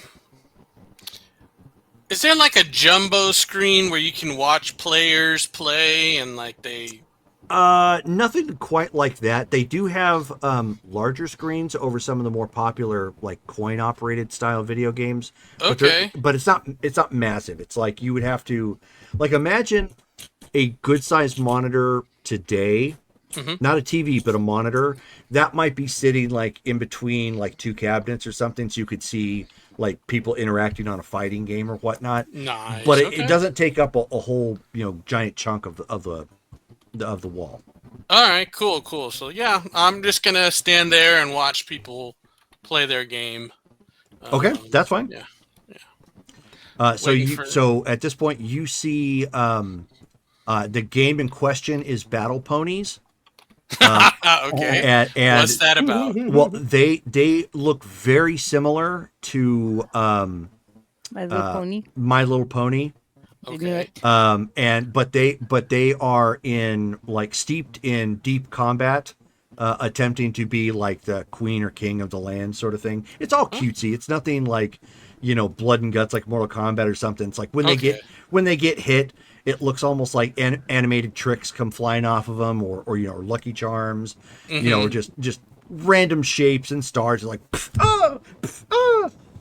So and when one of them wins, they do a cutesy spin or whatever. So I mean, yes, it's combat related, but it's not like super glorifying violence. It's kind of cheapening it a little bit and keeping it cutesy. Okay.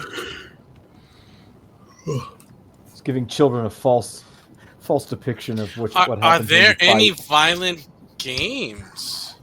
Let me go through and see. Like, Okay. yeah, because so that's G-rated. Yeah, they Where's- have games that are marked violent, and they are as violent as the Dragon's Lair and Space Ace games. Okay. Fair enough. Well, That- yeah, Jones in line for the Indiana Jones one. Okay. Sure. Heat Phantom. Prince Lost and Found. Good day. My cousin was in a little bit ago, and he believes he lost an item of clothing. And Phantom will describe the color that Hyperion's outfit is, the legacy pieces that we've been finding.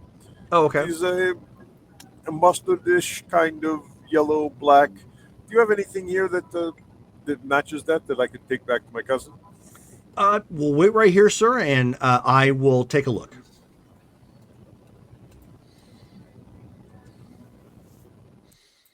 Did you hear that, Matt? I did. Yeah. Okay, just checking. You didn't respond, so we've been having some connection issues. Just want to make sure you heard it. All right, so they go back behind the behind the room in employees only section to go check the lost and found to see if there's anything that even matches what you described it as. Xenofreeze is hanging out with Pulsar. Sean, what are you doing in the meantime? She's in line for the Raiders of the Lost Ark kind of game. Okay, so Black Mass. Black Mass is going to hang out with Red Arsenal, like looking at things and watching people. Okay, people watching and observing the culture. And Joan will be doing the same thing. I mean, she's going to watch the people in line, and if she can see other people playing, she's going to kind of observe that as well. Okay. That's going to be harder for you considering you're in the line for one of the for one of the primary events that are here for the VR setup. So, I mean, you can look from the line, but it's not a great view. Yeah. Well, yeah, and she's just kind of watching the people too, trying Okay. to get a feel for how they act and stuff.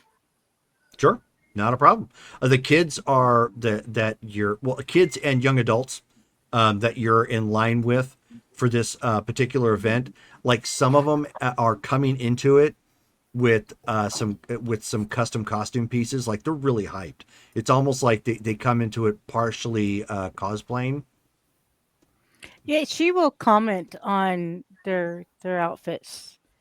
She'll say, "Wow, that is really cool. Did you make that?" The question or the answers you usually get, most of them, the answer is no. They've purchased it through through the vendor and whatnot. Some have, like they don't seem to, like they don't seem to carry the bullwhip. So people tend to make their own that look like it, not an actual bullwhip, but look like it. So they've got that, but it has to be fastened safely to their character or to their person. They can't take it off. Yeah, I sure wish I would have thought of that. That is just too cool. So how long does the line usually take? They right now the counter for the line as they're indicating is that the next ride's going to be in about or the next setup I should say or playthrough is going to be in the next 20 minutes. Oh, okay. So is this your first time going into this game? The ones that you're talking to right now are all they're partially in some form of costume, so clearly not. Well, this is my first time. I'm from out of town. And this was one of my favorite shows, so I thought I would give it a try.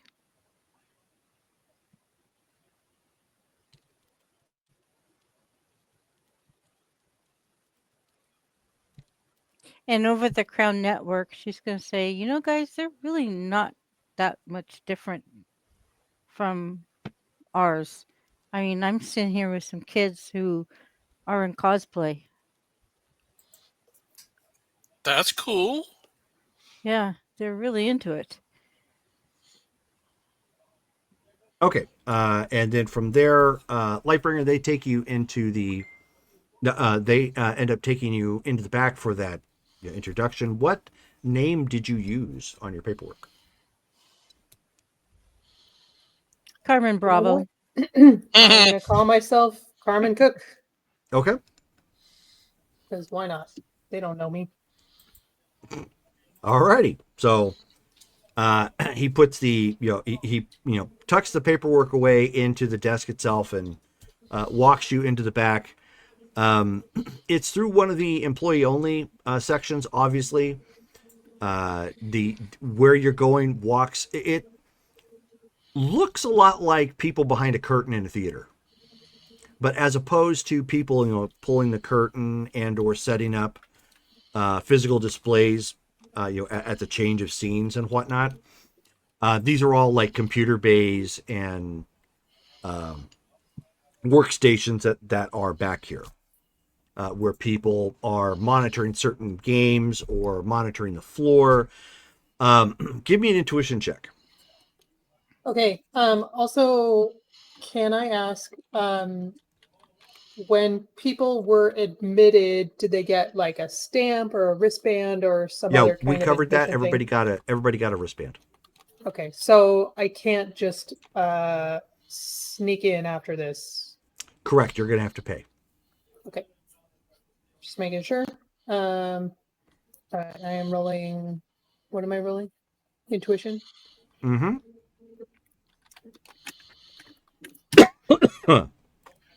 I rolled a 1. I'm gonna re-roll that. Okay.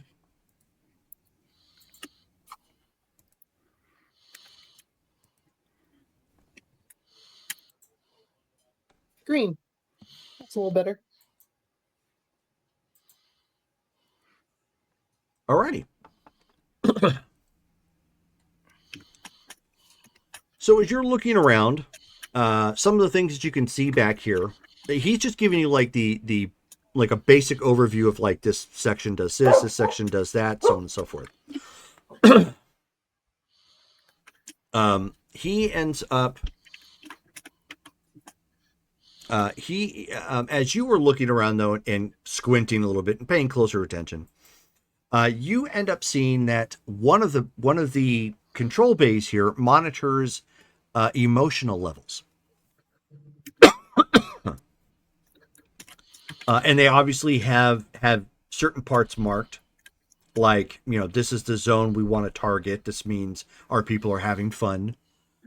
You know, here, there are some areas that are marked for concern, you know, and where to try and amplify that as best as possible. This is fascinating. This is to make sure that everybody's having a good time, right? And he says, maybe... yes, that is 100% correct. These, what you're looking at right there is primarily the actual VR interactions. So as Johnny Quantum monitors the action and excitement levels of everything going on, he relays that up onto the displays that let us know how the other customers are taking that and enjoying it, and it allows us to update some of the adventure on the fly if necessary. If for some reason maybe they've experienced something already and it's kind of boring, we can change it up on the fly. We have a couple different variables we can do there. It's very sophisticated. And it keeps them coming back for more. That is the point, and that is one of the large appeals to Johnny Quantum. And then you end up seeing one of the excitement bars like start to go up and spike. And and he turns and he looks at that, and you see Johnny Quantum appear right next to you. He says, "Didn't think I'd get your number, eh? How you doing, Carmen?" That was very sneaky. And he says, yes, that is one of the virtual manifestations of Johnny Quantum. He seems to have taken a liking to you. Yeah, I kind of feel this connection. He's like, oh, and you see like the physical version of his of what a cartoon heart would look like starts like thumping a little bit out of his chest. He says, So, I think you landed a good. I think you landed a good cookie there, Doctor. To the individual you're talking to, and he says, well, she certainly does seem to know what she's talking about here. So, how much interaction? I mean, how many places can he be at once? How many iterations are there of the VI? He says, well, the VI is actually has a number of different ports within the facility, allowing him to basically blanket the whole location. And he is high processing enough that he can do multiple tasks all at the same time.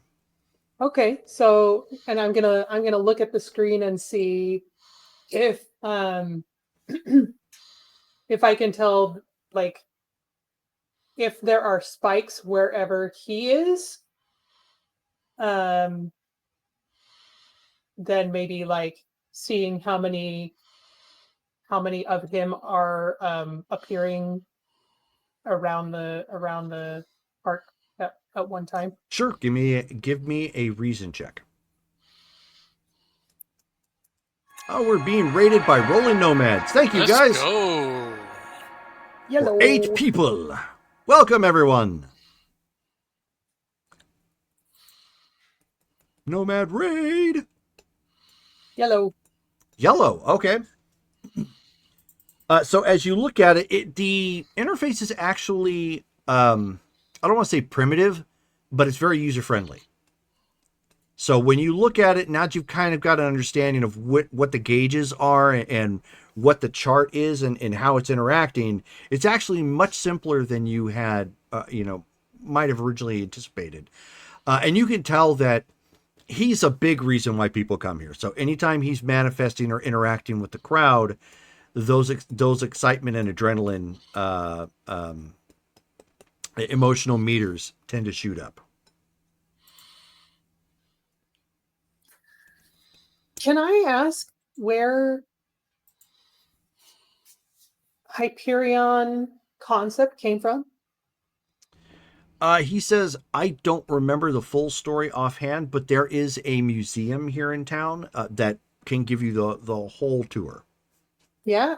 Do you know about how old it is? The concept, not the museum. Right. So he's like trying, he's trying to think. And at that point, Johnny Quantum, does a snap, right in front of you, like, he says, I believe it's back in the 80s, little lady. Oh, okay. Yeah, I guess you would know, huh? He says, you could say I have an in. Yeah? And he winks. Do you know the story? Can you tell me the story? So he says, I could tell you, but then I'd have to kiss you. And so the guy's like, okay. You might want to, back off there. And he's like, hey man, I'm just trying to find a little lady. Don't harsh my buzz. I mean, if we're going to be working together, maybe you have a policy against inner office shenanigans. And so at that point, the managerial person you're with is like, well, and he's like, oh, absolutely not. It's all fair game up here. They don't write HR rules for me, baby. And so he pauses, does another pose. And he's like, they call you Lightbringer, but I think you're just bringing the heat to my hard light projection, baby. Okay. I'm gonna look at the interview Alright. guy, And I'll so he's say, like, oh, okay. Why would you call her Lightbringer? And so he does the Will Smith meme where he does like this, and he just stands next to Lightbringer, and he goes, okay, just he must be on a tangent. no, I'm really curious about that one. Where does he get these jokes? He is an AI. These are not written. They are ones that he comes up with.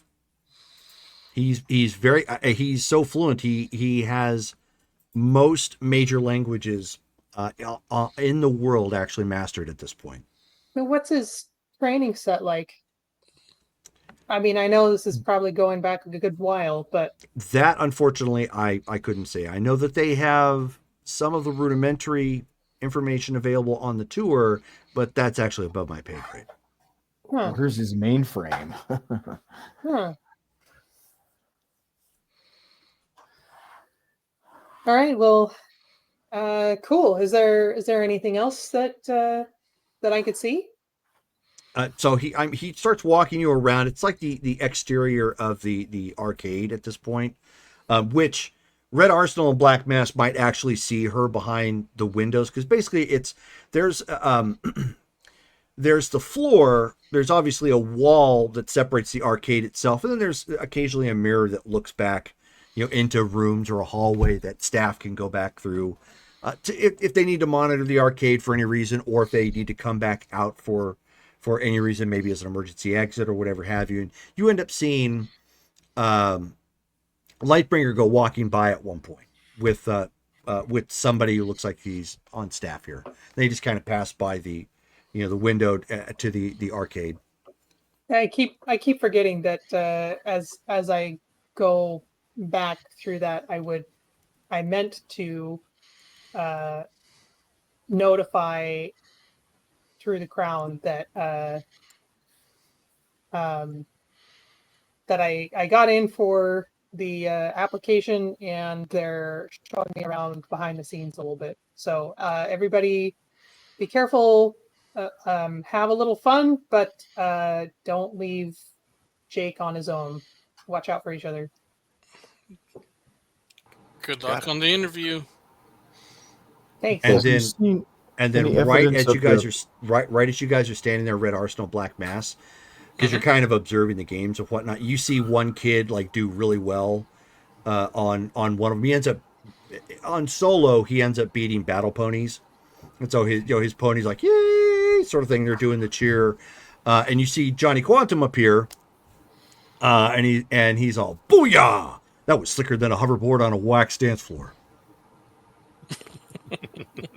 And so the kid's like, yeah. And so he's like, high-fiving this light hologram sort of thing, which interacts with it, on par. Obviously, it's not physically touching, but the way it's able to interact, it does look like it does look like he actually interacted with the hologram. So it is an actual hologram. It's not a hard light copy that Hyperion would make. Correct. Okay.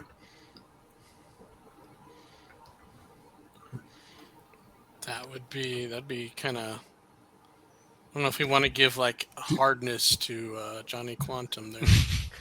Do sisters we are- know can our Hyperion on his hard light copies, can he make them just holographic? That's basically what they were when you first started off. They weren't physical by any means. Because the hard light is I'm assuming that's like the thing, like that's like the signifier that they can actually touch stuff, right? That is correct. Right. But okay, so this would almost be a similitude of his like early power. Yeah, Somewhat. which is interesting because we weren't there, but he did mention hard light like earlier. So, but I'm standing near Jake from State Farm, trying to keep him safe. Okay. So Heat Phantom, Him and his khakis. the staff member comes from behind, from where Lost and Found is at, and they said, "I'm sorry, sir, we don't have anything that even matches that color back there.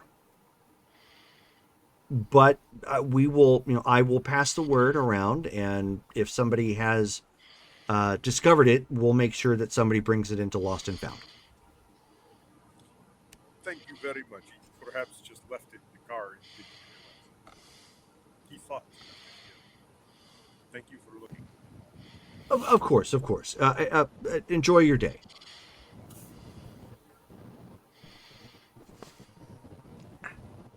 So as you so again, you guys are doing your thing. You guys end up seeing that Shone ends up going into the VR ride, quote unquote. Gets the goggles. Shone, since you're the first person of the group that is actually doing the VR experience, when those goggles touch down on your head and you start registering everything, you feel and see everything. It's as if you are in those steaming jungles. Wow. So when you end up reaching out, like, because the experience ends up starting off that you have to like push your way through some vines and flora that has grown over this particular pathway that you've got to go through, and it's their way of making the thing tactile.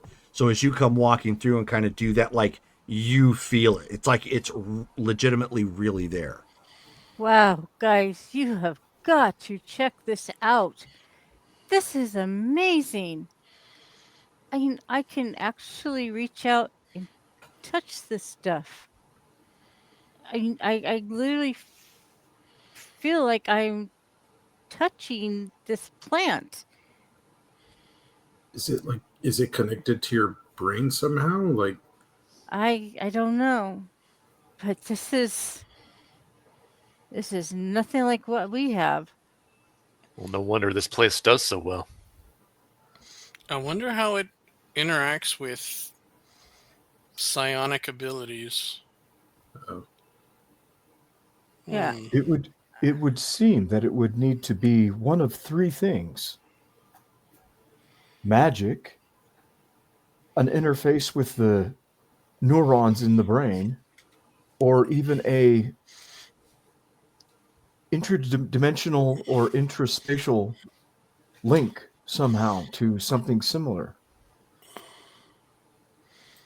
Hmm. I'm Well, guessing don't that know, second but- option, given all the other technology that seems to be in this world. Yes. I don't know. It's just this is cool. This is like really cool. I mean, I literally feel like I'm here. I mean, we Well, were in don't the spoil jungle. it. We might want to try it out for ourselves. Yeah, I mean, we were in a real jungle like a couple of like days ago.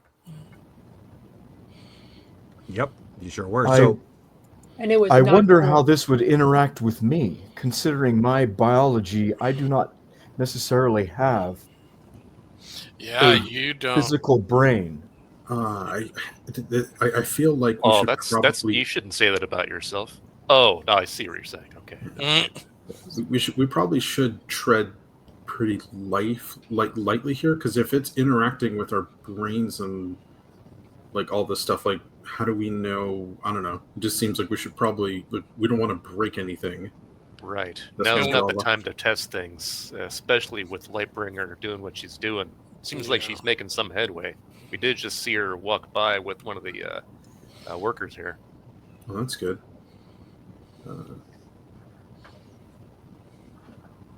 Hey, Heat Phantom, did you manage to find anything over at Lost and Found?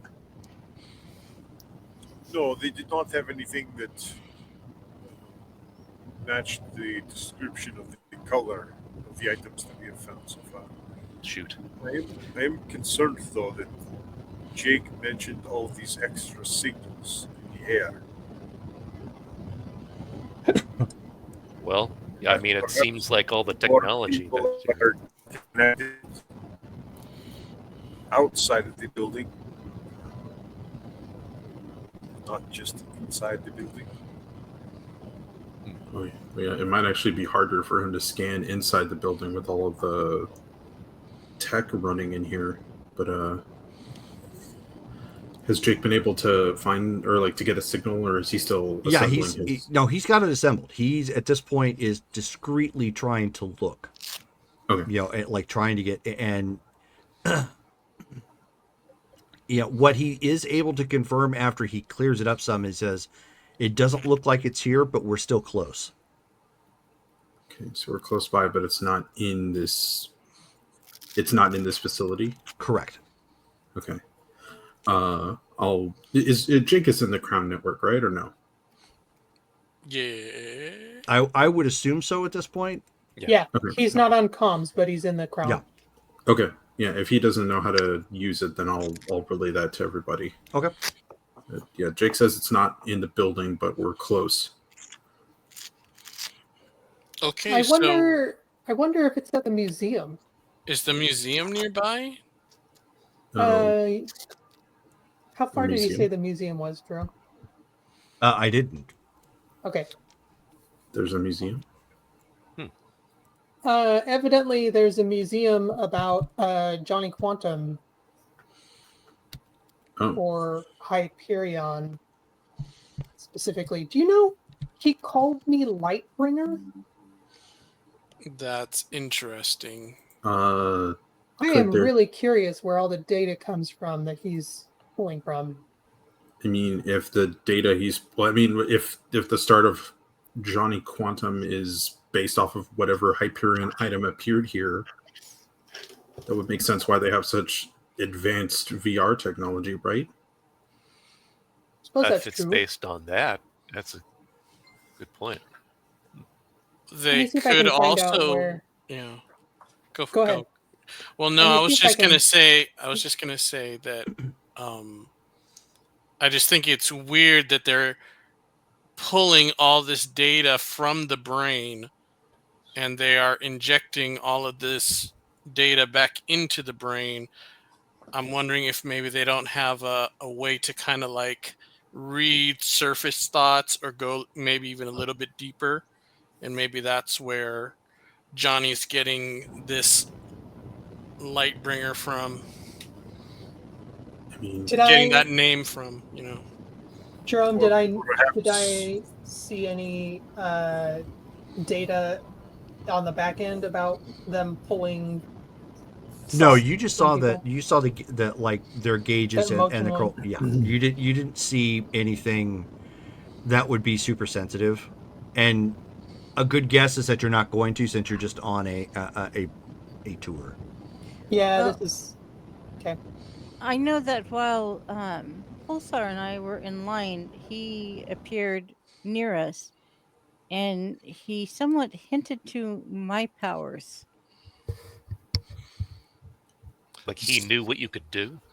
Yeah, it was something about he giving a mentioned your shock. electricity. Yeah. Yeah, and we could have a he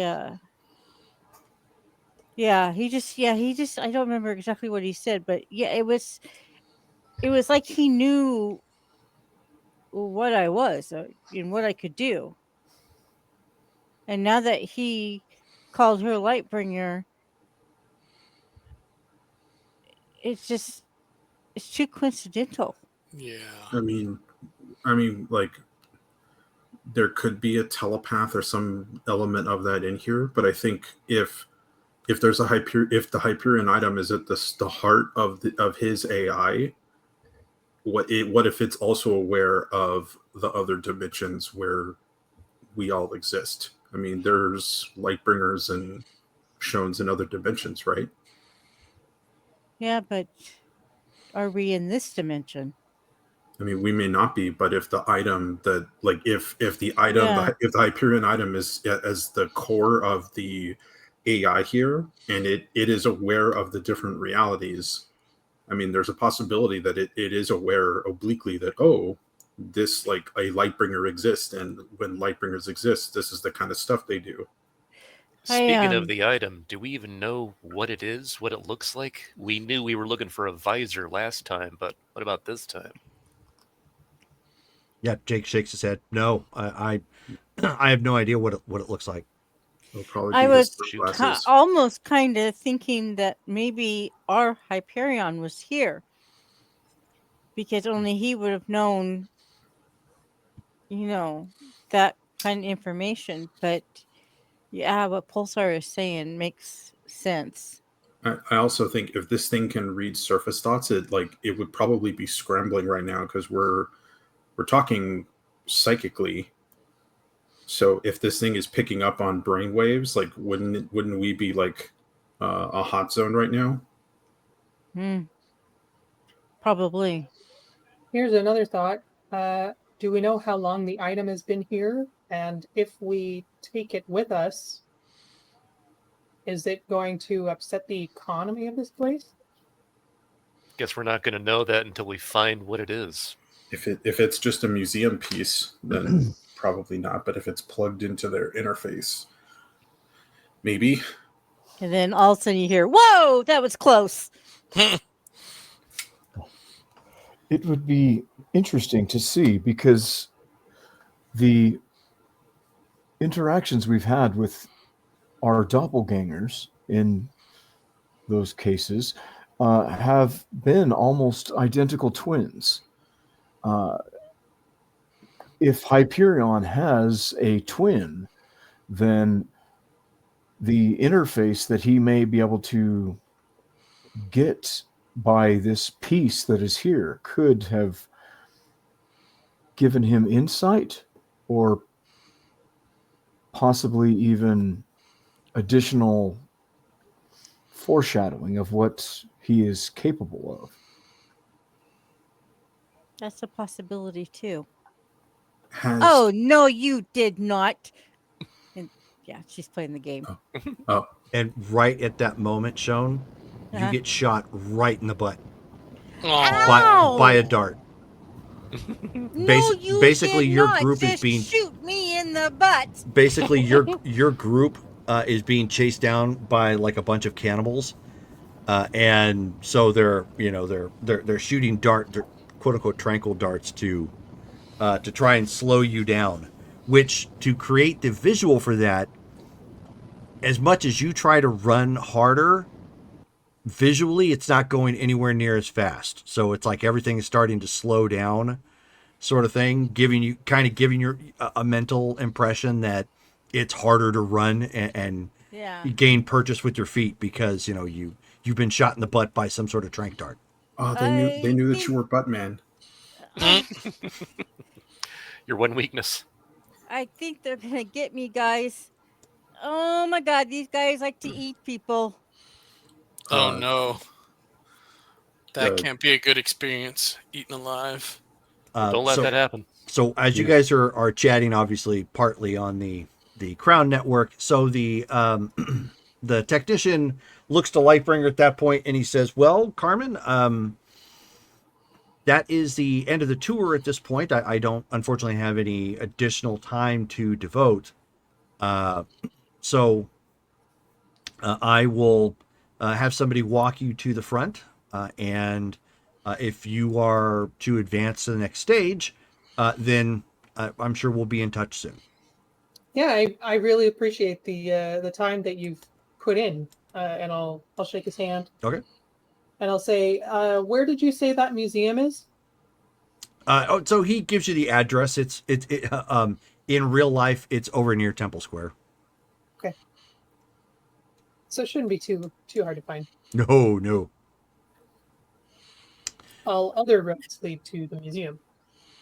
Okay. And so as you do that, or as you begin to step out, he goes to call somebody over to escort you out. And Johnny Quantum, he says, No, Doctor. I've got this one here myself.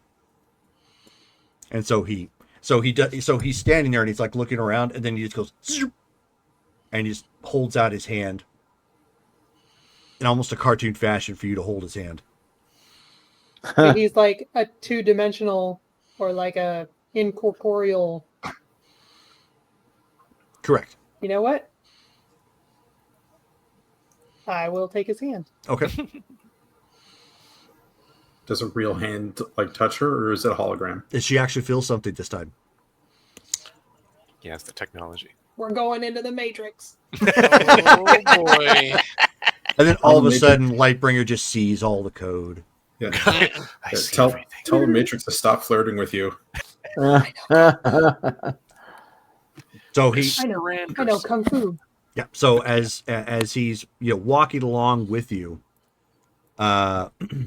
Oh, so we don't disappear into the ether or the yes, code. of course. That's exactly where I was going with that. So Okay, you never walk mind. out. You walk out the door towards the front of the site, and so he kind of pauses and he looks down at your hand, and he looks over to you and he's like, either we just passed through a non-Euclidean corridor, or someone's been eating dimensional burritos again.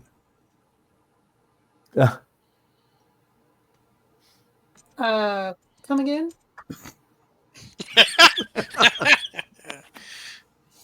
Why don't you roll your reason?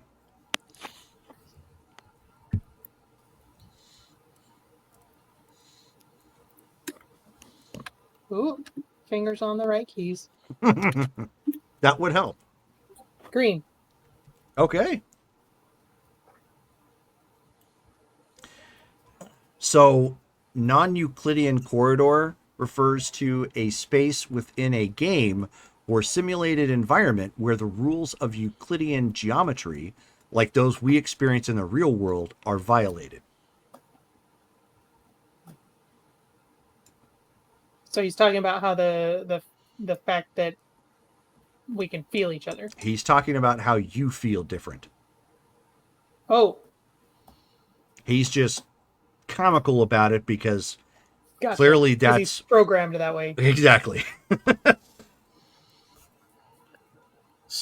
Okay, so it's weird for him to be able to feel somebody.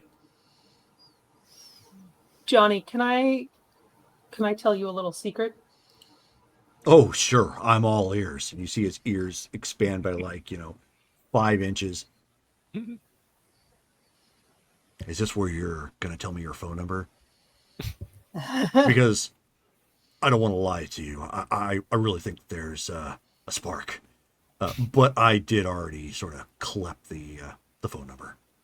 You did, huh? But let's say I gave them my actual phone number, because what are they going to do? Call Right. it? Yeah. Uh, He's like, the syntax is a little off. I'm looking for somebody. He says, And he's just like, well, he's like, Oh. well, Mama, you found him. and his name is Hyperion. Oh, that's excellent. That's excellent news. And he's my brother. And so his jaw literally hits the ground. And he says, I don't happen to look anything like your brother, do I? Because it'd be a little freaky weird. I mean, there is a little bit of a resemblance. So are we talking like second and third cousins? Because I'd be okay with that.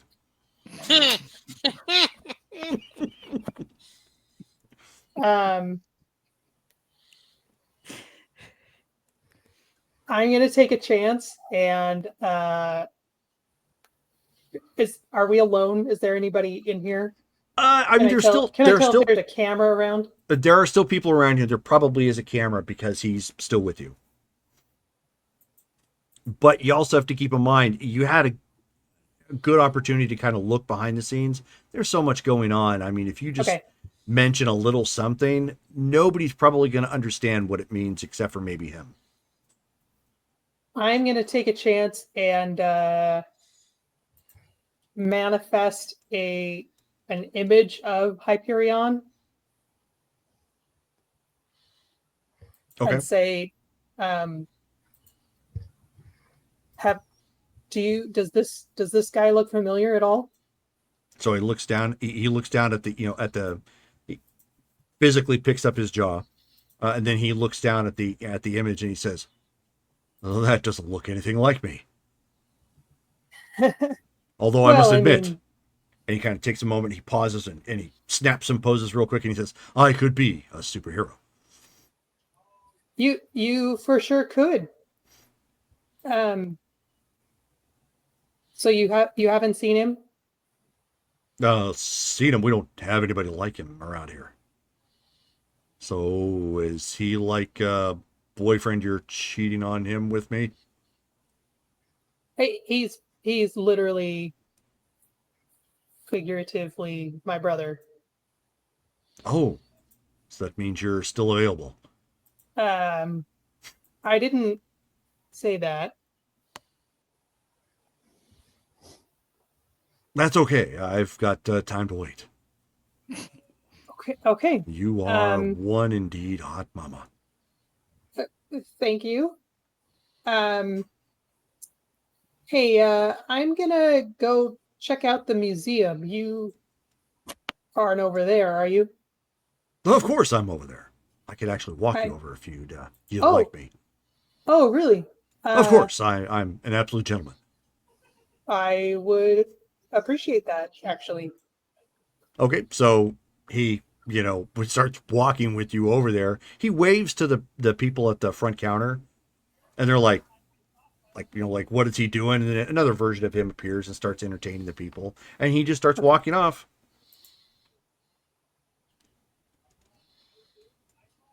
Okay. So I'll make small talk as we walk over to the museum.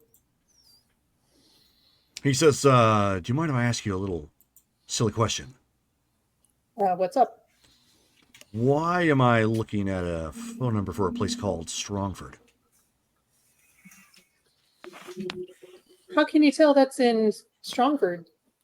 That's why I'm asking the question. It's a little freaky deaky, don't you think? We don't have a Strongford.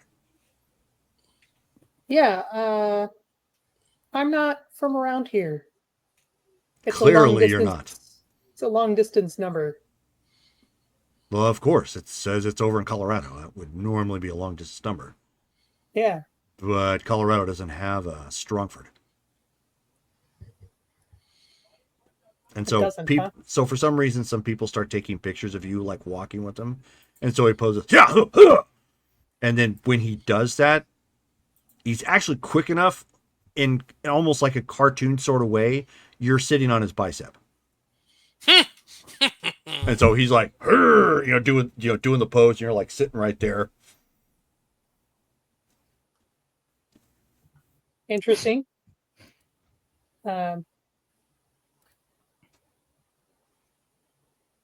can I tell you another secret? So he sets you down and he says, "You're a fan of Rocky Road. I knew it. It's a match made in heaven."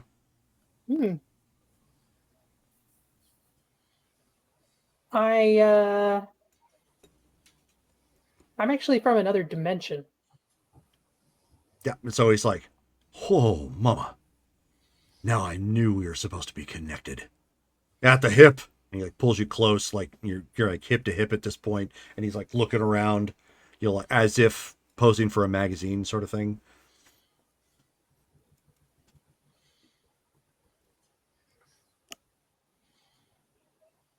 I don't suppose you want to tell me where you're from.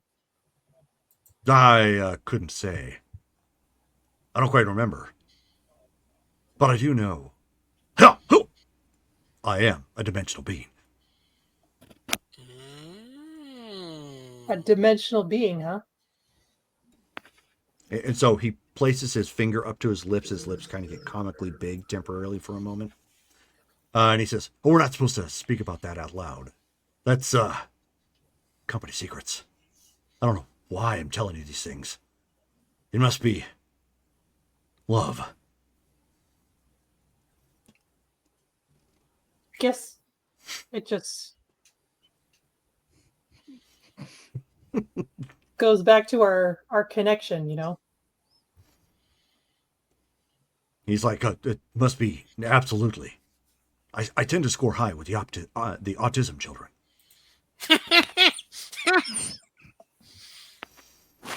Can I try reaching out to him telepathically? I'm sure you can. Okay.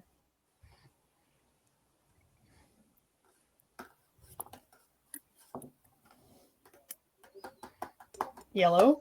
Okay. So you reach out telepathically, like you've done it plenty of times with Hyperion, and despite his android self, whatever went into him, the sentience or whatnot, you reach out and you don't feel the same thing, and you're confident you would have because you've got some range. If you could communicate with him telepathy, but he sees you kind of staring at him, and so he starts bodybuild posing. Of course. And he's Logical. like, "See, I knew you dig my body." So he spins in a moment real quick, and all he is just in swim trunks. Oh my gosh. And he's like, "I happen to know of a private pool nearby if you'd like to come with me." Well, maybe after the museum. Oh, sure, of course. Ladies how like the- you just love the culture. You know how the autism children are so single-minded He says, when they find something interesting. and so like at that, he picks up on it. His eyes turn to heart shapes, and he's like, "Oh, see, I knew you were speaking my language." And so, like, right as the street light turns to walk, you hear a and his arms like around your waist, and he's just walking alongside you with his arm around you as if it was no big deal. Of course, it's a big deal. Everybody else is seeing him, and they're like, "What the did?" Like they see like he's singled you out for some reason. I I can't wait for the newspaper the next day. know, Sean- right? Johnny Quantum goes on date with special girl. Oh no, Oh, jeez. man, we are So- going to hell for this episode. It's a Make-A-Wish project. So, anyways, Uh, all right. oh, I wonder if I could cloak us both, but maybe not in the middle of people. Yeah, that looking would at be us. bad. That would definitely be bad. So that's what we're going to pause for the evening here. We're at a solid 3 hours. Let's go ahead and start in with RP votes for the game. Starting with Davey up in the top left corner. This episode was wow. Yeah, it's. I'm gonna have to give it to Brittany. She was interacting with Johnny Quantum there, and now I'm kind of wondering: is Johnny Quantum what we have to pick up? Yeah, wouldn't that be something? That maybe. That could be really interesting. Maybe Yeah. like the thing that's his is his like I don't Mhm. know, personality core or something, The CPU. because it's so much like his personality. I mean, that's what I was theorizing, is that whatever it is like powering this whole thing. Yep, there are clearly clues that you guys are following. So let's go with Dale. Also, Brittany with all the Johnny Quantum interaction. That was awesome. Okay, Brittany.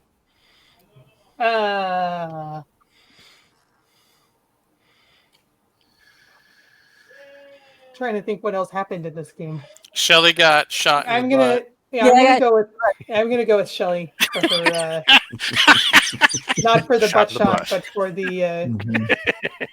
general play style. Okay, alrighty, Shelly. Oh, most definitely Brittany. She got me with the ADA.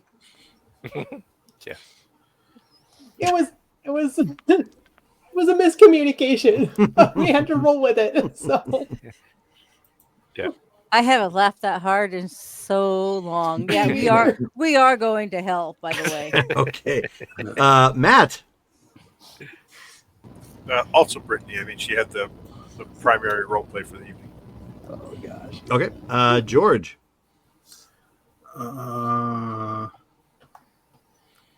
Yeah, I feel like it's got to be Brittany, because the rest of us were all just kind of waiting around to investigate, and she's getting hit on by her brother hologram.